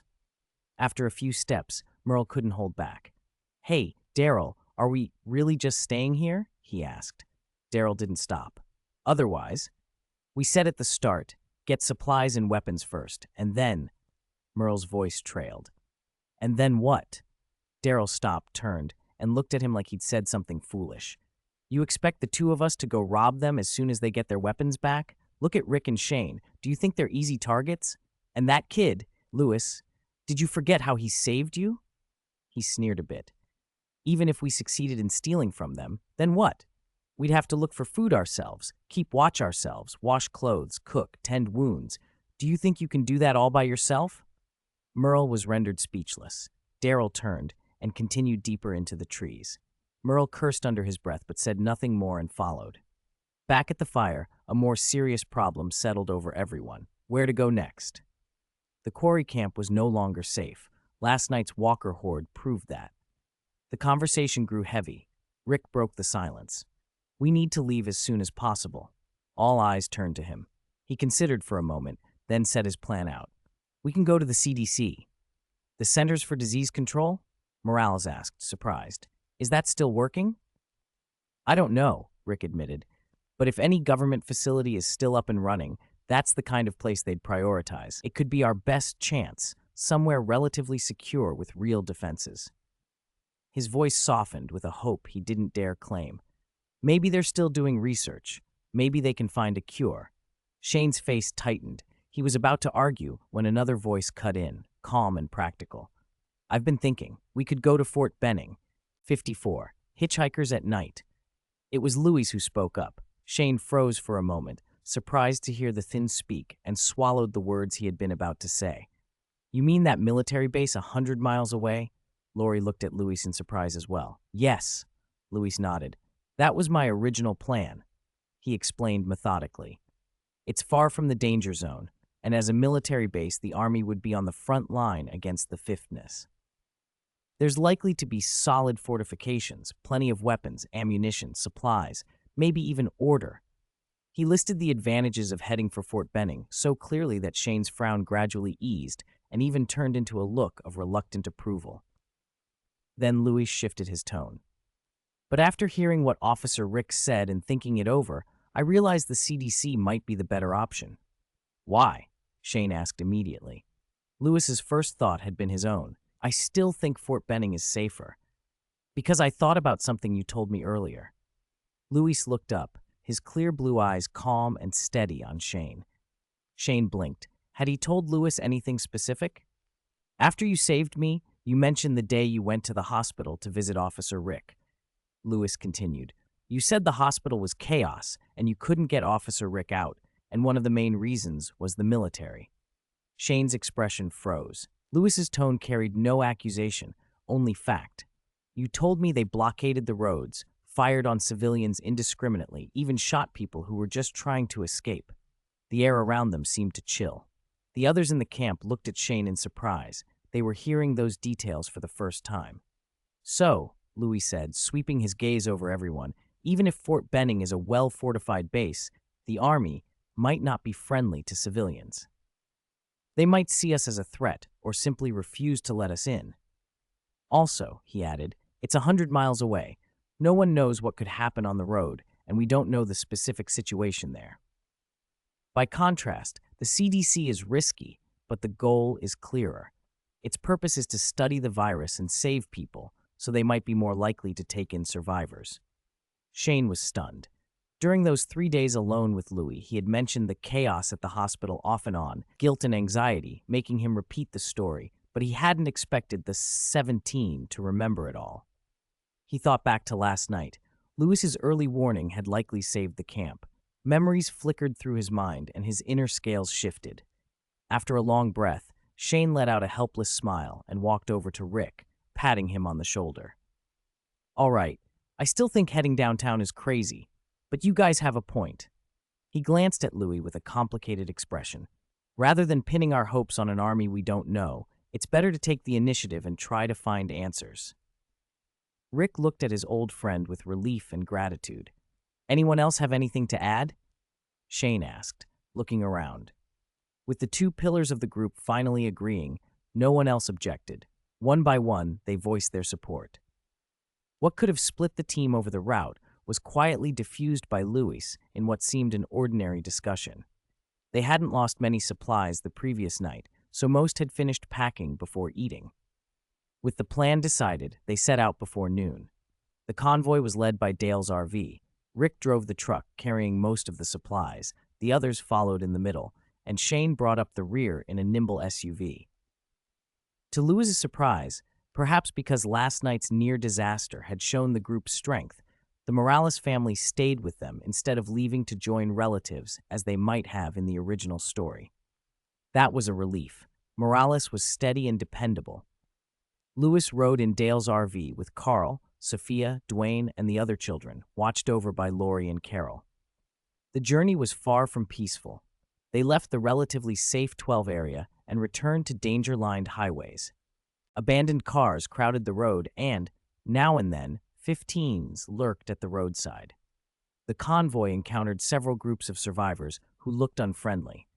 Some, seeing the size of the convoy and the glint of weapons, retreated warily into buildings or woods and kept their distance. One or two reckless bands tried to set up roadblocks or move in for a robbery, tall, burly men with machetes and baseball bats eyeing their vehicles. But when they saw dark muzzles poking from windows and the cold, unhidden killing intent on some faces, they hesitated and grumbledly stepped aside. These skirmishes caused no real trouble. Experienced adults handled them, and Louis could relax. He curled up in a corner of the back seat, wrapped in a blanket, and soon fell into a deep sleep. His consciousness floated, foggy and warm. Voices came and went, muffled as if through glass, and images flickered like faded photographs. For a moment he seemed to be in a spacious office. A figure in a pointed hat, oddly like Professor McGonagall, was talking to an old man with a long white beard and half-moon spectacles. She looked grave, anger and worry barely contained. Must find, missing, young 14, platform 9 3/4, impossible. That white-bearded man, his beard, the gentle blue eyes, was unmistakable. Dumbledore? Just as the scene settled into what resembled the headmaster's office at Hogwarts, it shifted. A black-haired boy with round glasses and a lightning bolt scar grabbed at Dumbledore's robes, speaking urgently. House elf, danger, kidnapped, a freshman, wall, too late. Harry Potter, what was happening? A house elf kidnapping a freshman? Which unlucky first year had been taken? Louis, half asleep, felt as if he'd grasped some important clue. Then a tide of drowsiness washed over him, and he plunged back into deeper sleep. The images and voices dissolved. Night fell without his knowledge. A small jolt as the vehicle slowed, and the sound of voices outside finally roused him. He rubbed his eyes and sat up. His head was foggy, the odd dream receding. Blinking to clear the last strangeness, he looked out the window. The convoy had stopped at an abandoned gas station. The convenience store's glass doors lay shattered, the pumps rusted, but the area was open with good sightlines, an acceptable temporary rest stop. Rick and Shane were standing by the vehicles, talking to a young, nervous-looking man. Dale had poked his head out of the RV, watching the surroundings warily. The stranger looked 15 or 16, shaken, one pant leg torn. He gestured while speaking to Rick and Shane, with a voice choked by emotion. "What's happening?" Louis whispered to Carl, who had also been woken. Carl leaned forward, but shook his head. "Don't go down there," Carl said softly. "Dad told us to stay in the RV. It looks like somebody they picked up on the road." Lori climbed down from the driver's seat and hushed the children. "They found a survivor outside," she explained quietly. "He says his camp was attacked by 15 East, and he was the only one who escaped." "Rick and Shane are questioning him. You kids stay in the vehicle and don't wander off." Louis frowned at that. A lone survivor, 55. There is a ghost.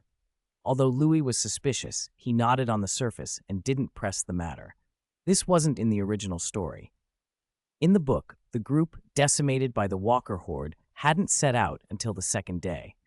But because of his meddling, and because far more walkers had attacked the night before than anyone expected, they left immediately after a few quick preparations. He hadn't anticipated that this small change in timing would lead them to a lone survivor. Louis leaned back in his seat, watching the world through the RV window, cataloging every movement. Rick and Shane, both seasoned officers, stood to either side of the newcomer, relaxed in appearance but subtly forming a pincer. Their expressions were hard, their eyes sharp as they picked apart the man's story. The young man who called himself Martin put on a very convincing act. He choked up at times, flared with anger at others, trembled with fear.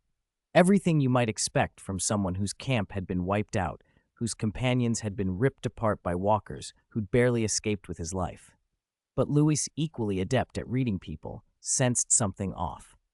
When Martin described his friends being torn apart, his eyes shone with grief and terror, but the emotions felt shallow. He kept stressing how close he'd come to dying himself, yet rarely showed real mourning for those he claimed were dead. Maybe it was a self-preservation instinct under extreme stress. Still, to Louis it suggested Martin wasn't as helpless or as kind as he portrayed. He seemed at heart more concerned with himself. The questioning stretched on for over 10 minutes. Martin's answers were fuzzy on details, which fit a terrified person's normal reactions, and the timeline and main logic held together. Rick glanced at Shane, waiting for his read. Shane's brow remained tight. He still didn't fully trust this stranger. "Officers, I know you don't believe me," Martin said. "I don't blame you. If I were you, I wouldn't trust a stranger either." Then he unbuckled the heavy backpack slung over his shoulders and set it in front of them. "You can search me. Check my bag. Everything I had, besides some canned food and water, is this." He looked almost frantic that they might not believe him, and fumbled to unzip the pack. With a clatter, several black firearms, rifles and handguns, and a bag of ammo tumbled into view. In the dim light, the cold metal glinted, and even Merle, normally impatient, sharpened his gaze. Rick and Shane's pupils pinched. They instinctively took a step forward, eyes fixed on the weapons in the young man. "Where did you get so many guns?" Shane snapped, instantly on edge. We found them." Martin startled, stepping back at their approach. "Yesterday, I went out with 2 others to scavenge. We were lucky, found an abandoned police car. They were inside." "Is that so?" Rick's brow nodded as he stared into Martin's face. "If you had all those guns, why were you the only one who made it out?" "We were still a ways from the camp when we found them." Martin cut in, voice urgent, face raw with fear. "By the time we got back, most of the people were gone. The camp had already been hit. Those things came too fast. There weren't enough weapons at the camp, and there were old people and children." He described the scene in a broken rush, tears spilling down his cheeks. "The ones who went with me to get supplies, they were trying to save their families. He choked off, unable to finish. He looked at Rick with pleading, hopeless eyes. "I don't know if anyone else from my camp survived. But if it's just me, even with these guns, I won't make it. I don't even know how to use them properly." He pushed the open backpack forward. "Take the guns. Take the ammo. I don't want anything. Just let me come with you. Give me a chance to survive." Shane studied the weapons, then Martin's desperate face. The man was willing to hand over everything. That spoke to sincerity. The guns and ammo could arm several people, an enormous boost to their firepower. Shane had briefly considered taking the weapons and driving the kid off, but dismissed it. Rick would never agree unless Martin turned hostile, and the others would object. Rick watched the near breakdown, heard the chaotic but plausible story, and felt his edge ease. He thought about their own return to the camp from Atlanta that night, how close they'd come. If they'd been a step later, if they'd been unlucky and hadn't recovered their weapons, would they have met the same fate Martin described? Scattered by walkers, watching their friends die, then stumbling on alone with heavy guns and desperation? Besides, Martin looked only a few years older than Rick's son. Practical needs and a measure of compassion won out. He exchanged a look with Shane, then lowered his voice. Let him come for now. We need the gear. Shane's suspicion didn't vanish, but he gave a slow nod. He and Rick searched Martin thoroughly. Having found no hidden weapons, they told him he could rest in the RV. Martin climbed aboard, thanking them over and over. That night, everyone ate simple rations. Rick set up the night watch rotation. Because Martin was injured and a newcomer, he was put to sleep in a small separate car, a polite form of surveillance. The kids were long asleep, but Louis had no intention of joining them. He lay on the bunk at the back of the RV, pretending to sleep while his ears tuned for the slightest sound near the front. The gas station around them held a restless silence, broken by distant walker groans and the chirp of unknown insects. Just as Louis was beginning to think he might be worrying for nothing and allowed himself to relax, there was a small movement up front. He froze. Sorry, I need to use the bathroom, Martin's voice called out. He'd apparently opened the window next to the driver's seat and hailed the night watcher. Oh, okay, be careful, Glenn answered sleepily from outside. Wait a minute. An alert voice stopped Martin mid-step. Daryl, who had been patrolling near the RV, had appeared. There's a toilet in the RV. Why do you have to use the one outside? 56. Regret Martin's movements stiffened, but he forced a bitter smile. There are ladies and a child in the RV. I'm new here and don't want to disturb them, and it's not very convenient. Daryl frowned and studied him for a long moment. Martin's excuse made sense on the surface. The RV was cramped, and those inside were everyone's priority. A newcomer still under observation shouldn't be wandering back there. He glanced at Martin's injured leg, still wrapped in gauze, then waved his hand impatiently. Make it quick. Don't cause any trouble. Thank you, Martin said like someone granted a massive reprieve. He hurriedly opened the car door and limped toward the public restroom behind the convenience store. Louis watched his retreating back from inside the RV and let out a cold sneer. He didn't buy it. Not wanting to disturb the others? Someone who would shrug off his companion's deaths wouldn't worry about a little inconvenience. And would someone who'd just survived a camp attack walk into a dangerous place alone at night without asking for an escort? Sure, maybe he was new and didn't want to bother anyone, but Louis preferred to assume the worst. He threw off the covers and crept to the RV's back door. He checked quickly. Daryl had walked away. Glenn and T-Dog were still talking over by the other car, and old Dale really did seem asleep.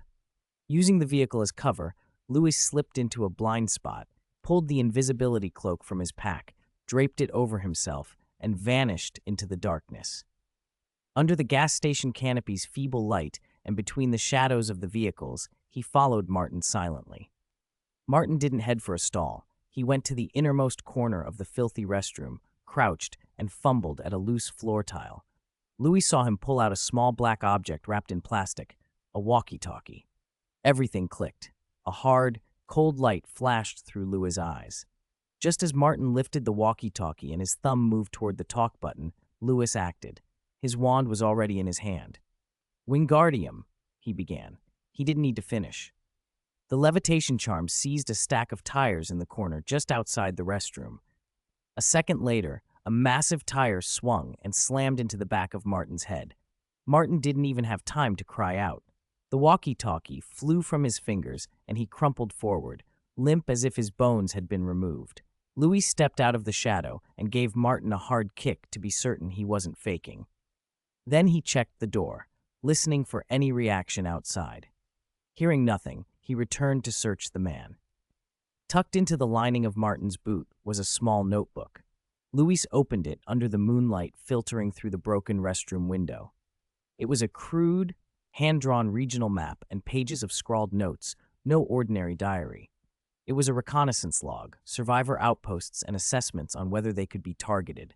Abandoned farm, 2 men and 1 woman, dealt with. Supplies, 12 cans, 5 waters, 1 shotgun, to be collected. Riverside cabin, elderly couple, dealt with. Supplies, various meds, half a barrel of oil, to be collected. West Side nursing home, many people, guarded, suspected firearms, tough nut to crack, tentative. When a target looked easy, he handled it himself. When it seemed risky, he marked it to coordinate with accomplices. Seeing the nursing home on that list, Seeing the cold, clinical way it had been scored made Lewis's pupils contract. A wave of pure, cold rage swept through him. These people, these scumbags, had to be stopped. He looked down at the unmoving man. For an instant, his hand went to the knife at his waist. The metal's pale touch steadied his racing thoughts. One strike. But he paused. He couldn't just kill someone like that. There were risks, explanations to give, questions that would slow them all down. He was trying to get to the CDC, trying to find out about the virus in him, trying to build his magical strength. He couldn't afford delays or debates about a captive. Lewis retracted the knife and raised his wand instead. He looked up at the crumbling concrete ceiling, to the breach in the roof. At his command, a cracked slab lost its holds. Crack, rumble. Chunks of concrete and dust rained down, burying the unconscious body. Louis watched expressionlessly as the rubble settled and dark red seeped into the debris. When he was sure there was no movement left, he stepped away. "Scourgify," he murmured. The dust and blood vanished from his hands and clothing as if wiped clean. Killing, he had learned, was the easy part. Disposal was the problem. He preferred not to leave evidence tied to his methods. An accident was a perfect cover, no questions asked, no trail pointing back to him. Still, as he stared at the ragged mound where Martin had been, a small, sharp regret rose in his chest. He had been in a hurry and had acted decisively, but he'd also missed a chance. The man would have been a useful practice subject. Petrificus totalis, obliviate, spells he hadn't learned yet could have been tested, owned. It was impulsive, wasteful. The thought of the missed opportunity grated at him. He shook his head minutely. "He's already dead," he told himself. "I'll be more mindful next time." Then he slipped the walkie-talkie and the reconnaissance notebook into his pocket and returned to the RV, his face as smooth and unreadable as before. Lewis slipped the small notebook and a walkie-talkie out of his pocket and tossed them toward the edge of the ruined restroom, letting them fall where the debris looked as though it had knocked them from someone's hands. Only then did he head back toward camp. A few minutes later, Glenn spotted him leaning against an abandoned car, rubbing his eyes. "Hey, Lewis, what are you doing out here?" he asked, surprised to see him awake. "Couldn't sleep. Came out for some air." Lewis lied, blinking and yawning, as if he'd just woken up. "It's kind of cold. I'm going back in." "Don't wander too far," Glenn warned. "It isn't safe." "Yeah."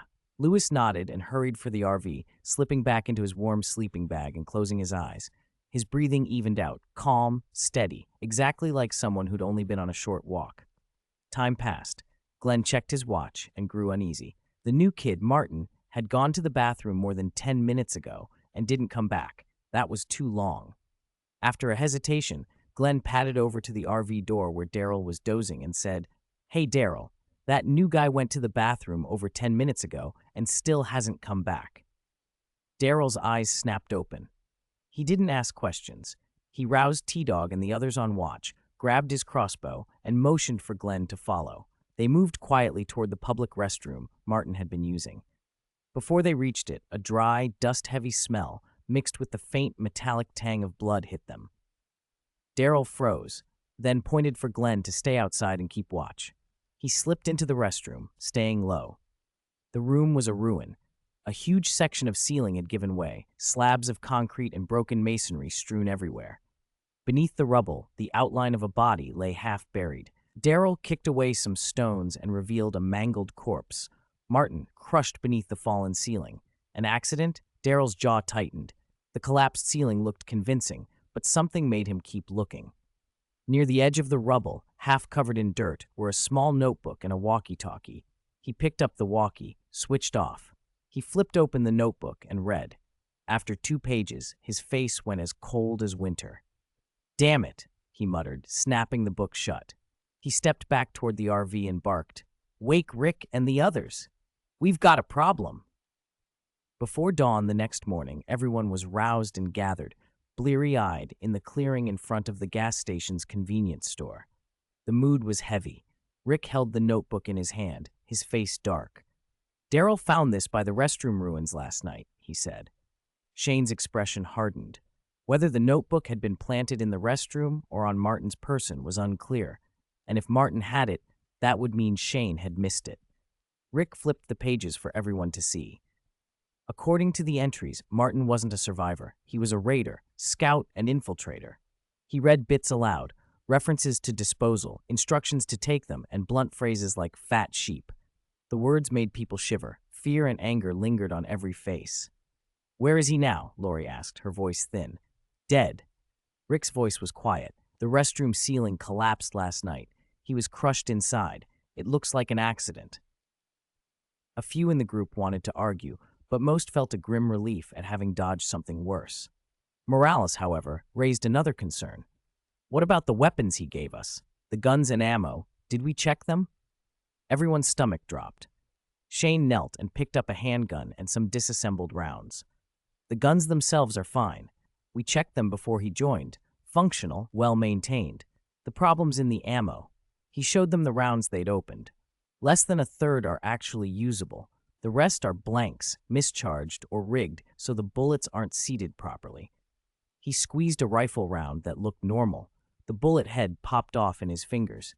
"If you load and fire with this kind of round, at best, the gun will jam. At worst, the weapon could blow apart." "Blow up?"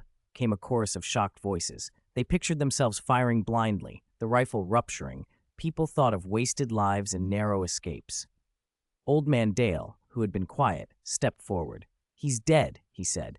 "There's no use gnawing yourselves to pieces over it now. We were lucky to find this out before it cost us." He glanced toward the dim horizon. "What matters is getting out. If Martin sent a signal before he died, his people still don't know where we're headed. We need to leave now." Dale's calm decisiveness steadied them. There was no time for blame. Everyone packed fast, faces set and hands working with the urgency of people who know what's at stake. As Louis climbed into the RV with Carl and the others, Daryl stopped and looked him over. "Hey, did you wash those clothes yesterday?" he asked, frowning. Louis's heart skipped. He'd been careless. After coming back the night before, he'd scrubbed at his jacket with a cleaning spray called Scourgify and then crashed into bed. He forced a casual laugh and lifted his cuff. "Oh, this? Yeah, I thought it was dirty, so I gave it a good scrubbing. Got most of the stains out." Daryl studied the sleeve. There were stains on it yesterday. They're gone now. Louis nodded, playing it off. Daryl didn't know much about fabrics and didn't press it further, but Merle, standing nearby, let out a low chuckle. "Real magical jacket, huh?" he said with a leer that had more teeth than humor. He added, meaningfully, "Just remember, kid, being too clean can get you into trouble, too." To Merle's surprise, Louis wore a look of complete confusion. He tilted his head and asked, "Why? Is it because resources are limited now, and we need to save water?" Merle's attempt at a meaningful expression froze on his face. He'd wanted the kid to look guilty or argue back, but instead the boy hadn't understood the implication at all. Before he could do anything more, Daryl impatiently slapped him on the back. "Oh, damn! What'd you hit me for?" Merle yelped, clutching his side and grumbling. Daryl ignored him and pushed Louis by the shoulder toward the RV. "Don't listen to his nonsense. There's something wrong with this guy's head." Louis glanced back at Merle and muttered to Daryl, "Don't say that. Uncle Merle looks pretty healthy. He's probably just not very smart." Watching Daryl shepherd the kid away, Merle ground his teeth and balled his hands into fists. The suspicion he'd felt about Martin's death had been nagging at him. Too convenient, too coincidental, and Louis had given off a strange vibe. He'd been ready to hint at it, ready to see if the boy would crack. But as he calmed, he realized he'd been imagining things. Louis was too openly kind to have set a trap. Merle had been worrying over nothing, bored and suspicious for no real reason. A few steps later, Louis looked up at Daryl. "Actually, I think I know what Uncle Merle meant." Daryl hesitated, suddenly unsure if he should defend Merle. "Does he think Martin's death had something to do with me?" Though he phrased it as a question, Louis sounded certain. Daryl clicked his tongue and looked away. "Nobody thinks that except that idiot. It was an accident." "Yeah." Louis nodded toward the glass door of the gas station convenience store. "It really was an accident. However, even if there hadn't been an accident," he paused, then, in the same calm voice, added, "if he really was a scumbag like what's written in that notebook, I don't think I'd mind taking out the trash." Daryl stopped. He looked down at Lewis's calm, steady eyes and realized the boy wasn't joking. Hell, he muttered, paced a few steps, then halted and stared at Lewis. You kid, you sure talk in circles, huh? His voice softened with an unrecognized complexity. Listen, even if it came to that, it wouldn't be your turn to do the dirty work. What are you two talking about? Andrea asked, coming up just then. Lewis' face smoothed into an innocent smile. Nothing. We were just saying the camp's a bit messy, and Uncle Daryl was saying he wanted to help everyone clean up, he chirped. Andrea eyed Daryl suspiciously. He glared back at Lewis with a, "What the hell are you saying?" look. She rolled her eyes. Cleaning up. The sentiment's appreciated, but don't make more of a mess. Then she nodded toward the other side of the gas station. If you really want to help, go help Morales. He found a lot of diesel over there and says he doesn't have enough hands to move it to the vehicles. Daryl looked at Louis for several long seconds, then grunted and strode off toward Morales. With a mixture of worry, relief, irritation, and indifference, the convoy moved on. Around noon, they reached their destination. A modern building with a massive glass curtain wall standing at the edge of the city, the CDC. The convoy stopped dozens of meters from the tightly closed main gate. The flat area in front of the entrance was littered with soldiers' bodies. Whatever had happened here had been brutal. It was still daylight, so most of the walkers lay quiet, with only a few wandering near the distant roadblocks. Everyone climbed out of the vehicles, and hearts in their throats made it to the blast-proof shutter doors. Deep in the CDC's dark underground, Dr. Edwin Jenner was about to begin yet another experiment that felt destined to fail. He was the last person left in the institution. His wife, also the top virologist here, had been infected early in their research. To preserve precious samples and data, she had asked Jenner to use her in experiments before she died. Jenner stayed, part obsession with the work and part loyalty to a promise he'd made. He'd continue her research to find an answer. But as time wore on, hope had curdled into despair. The more he studied, the clearer it became that the infection couldn't be conquered. Maybe he'd never really believed it could be finished. Maybe it was an excuse for a coward who couldn't face the world's end. There wasn't much backup power left. When the power hit zero, leaving the place together in a final purifying fire might seem fitting. Just as he was about to enter the lab, a movement on the master console's monitor caught his attention. Living people? Jenner blinked. How long had it been since he'd seen a living person? He leaned closer and switched camera angles. The group looked exhausted but well-equipped. Men, women, even children, and highly alert. "Is anyone there?" A man in a police uniform pounded on the shutter. "Damn it! Why are all these shutters down?" Another tall man snapped, scanning anxiously. A few walkers, drawn by the noise, stumbled from the plaza shadows. A man with a crossbow swung and drove an arrow into the nearest walker's skull without hesitation. "Rick, we have to go," Shane shouted, raising his gun and backing away. "This place is clearly out of operation." "Ha! Why don't we let our friendly cop issue a search warrant?" A sarcastic voice sneered. "Maybe the door will open itself." The survivor's anxious chatter came through the external microphone. Jenner hesitated. They began talking about retreating to the cars. Then the man leading them suddenly looked up and stared straight at the security camera. "I know you're watching," Rick bellowed at the camera. "We just want to live. We aren't infected." Jenner's finger hovered over the control panel. "Don't waste your breath," Shane warned, trying to pull Rick away. "There's no one here. Please, help us." Rick didn't give up. "We have old people and children. Please." Jenner's gaze dropped to the children pressed close behind the adults. Something long dormant in his heart stirred. He sighed and finally pressed the button to open the door. "Rick, it's no use. Let's go." Shane pulled at Rick, ready to cover everyone's retreat. The others raised their weapons, preparing to fight the walkers closing in. Just when they seemed ready to give up and make their last stand, rumble, a heavy, drawn-out rumble came from the shutter. The blast-proof door that had separated two worlds began to rise with a harsh grinding sound. Blinding light shot out from inside, carving a bright path across the dim plaza. The light was so intense, everyone instinctively shielded their eyes. The door was opening. 59. Future in desperate circumstances. Louis squinted and felt the pressure on his chest finally ease. Good, he thought. The door opened just like in the original. The grenade he'd prepared wouldn't be needed after all. The CDC was a key piece of the plan. It was the nearest place with complete testing equipment they'd seen so far. If they missed it, who knew where, or if they'd find another facility they could trust. Lewis couldn't gamble his life on other people's goodwill. Rick and the others kept their guns up as they stepped into the blinding light. At the top of the stairs stood a man in a gray t-shirt, rifle in hand, alert and cautious. "Why are you here? What do you want?" Dr. Jenna's voice was hoarse. "For a chance," Rick said, facing the muzzle, steady and sincere. Dr. Jenna laughed, a bitter, self-deprecating sound that echoed in the empty hallway. "A chance is a luxury these days," he said. "I know." Rick's voice didn't waver. Dr. Jenna's eyes flicked past him to the frightened women and children huddled behind. He hesitated, then slowly lowered his gun. "Everyone must have a blood test. You can only enter after testing." "No problem," Rick said at once. "Then you'd better move your things in fast." Jenna stepped aside. "Once this door closes, it stays closed." People scrambled to haul backpacks and supplies from the vehicles and file inside.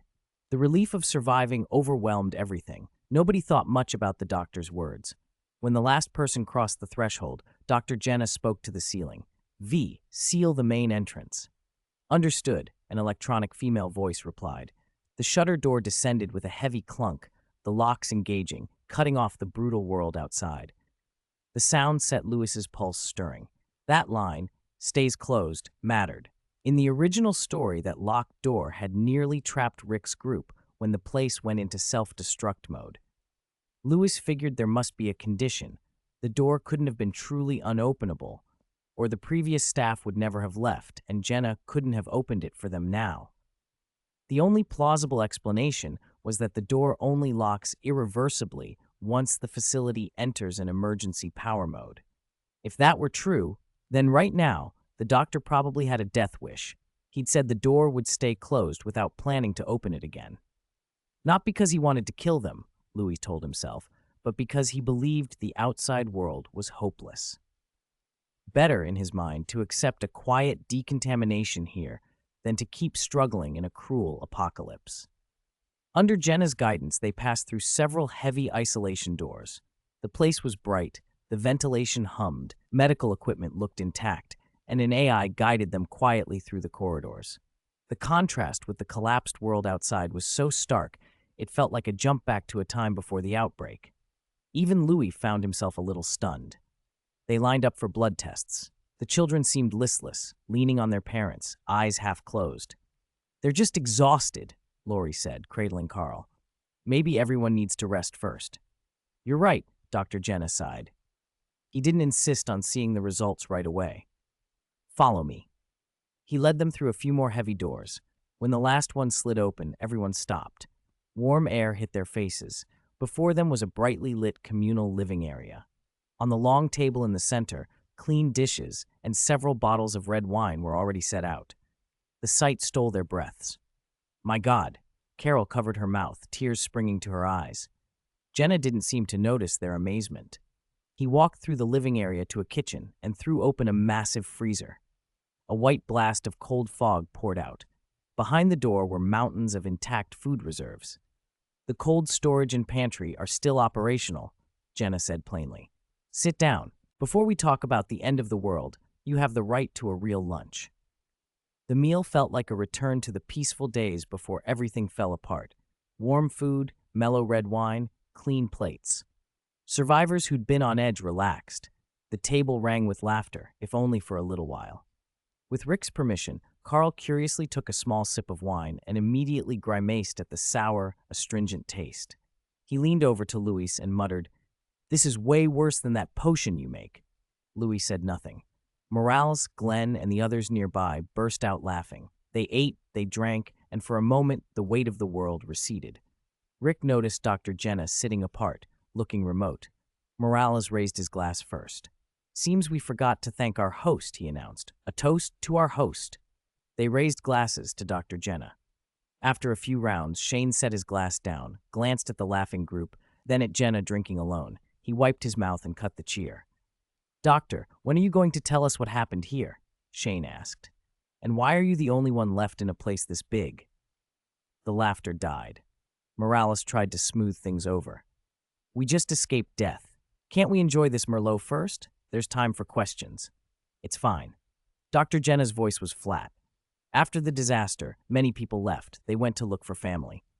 Later, the situation worsened, defenses fell, and everyone fled. He looked at the floor. Many couldn't face the world outside. They had no choice. Faces fell as the implications settled. Many committed suicide, he finished. Andrea's fingers tightened on her glass. Why didn't you leave? She asked quietly. I chose to stay, Dr. Jenna said, exhausted. I wanted to keep doing something useful, to continue the research. His words were simple, but loaded with a hollow sorrow. The mood at the table grew heavy, uncertain how to respond. Then Jim, who'd been quiet, lifted his glass slowly. He looked at Dr. Jenna with eyes a little unfocused, as if looking through something beyond the room.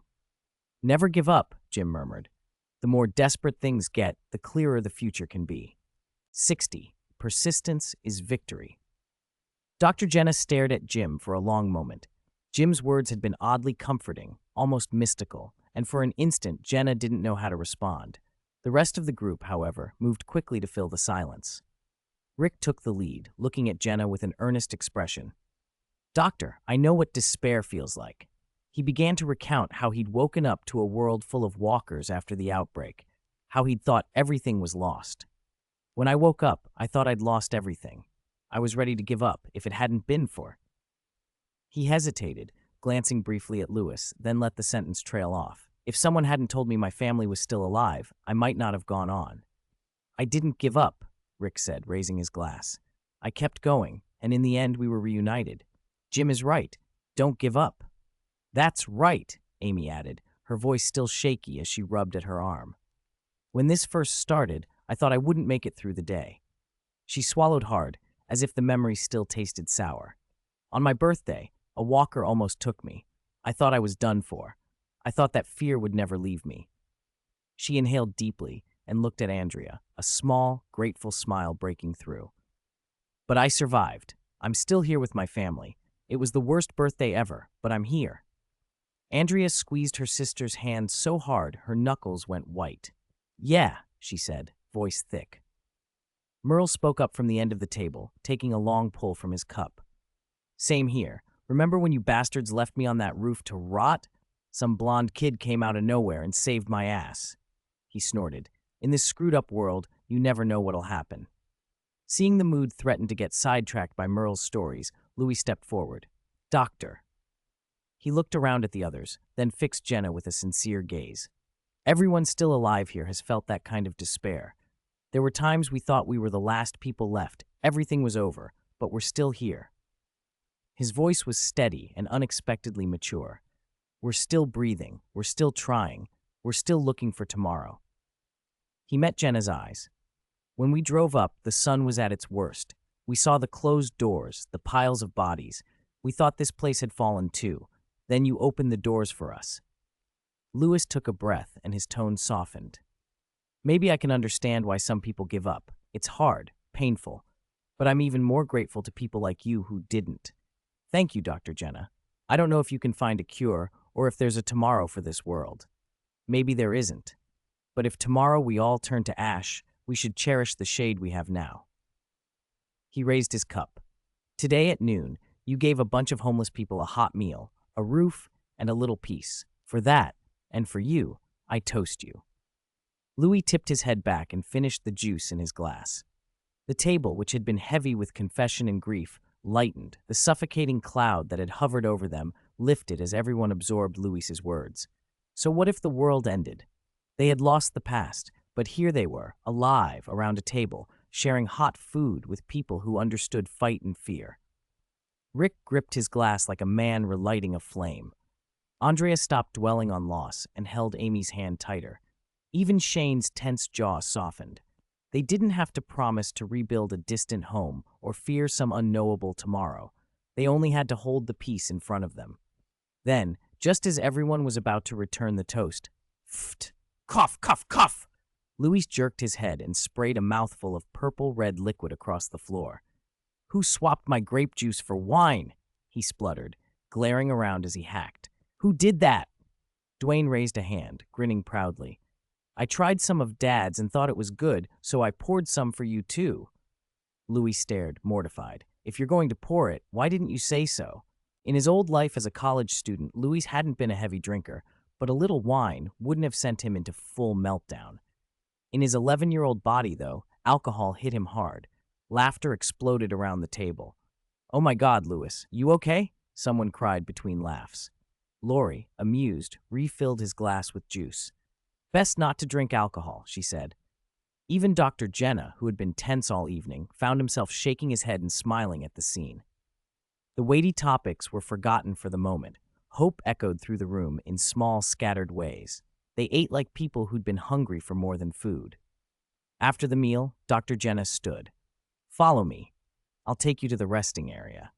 Most of the place is without power, including the dorms, so you'll have to make do, he warned, but then led them down a corridor bathed in emergency light and opened the door to spacious, bright offices and lounges. Soft sofas, clean bedding, organized rooms, everyone gaped. This is making do? Morales muttered in disbelief. Andrea blinked hard, nearly in tears.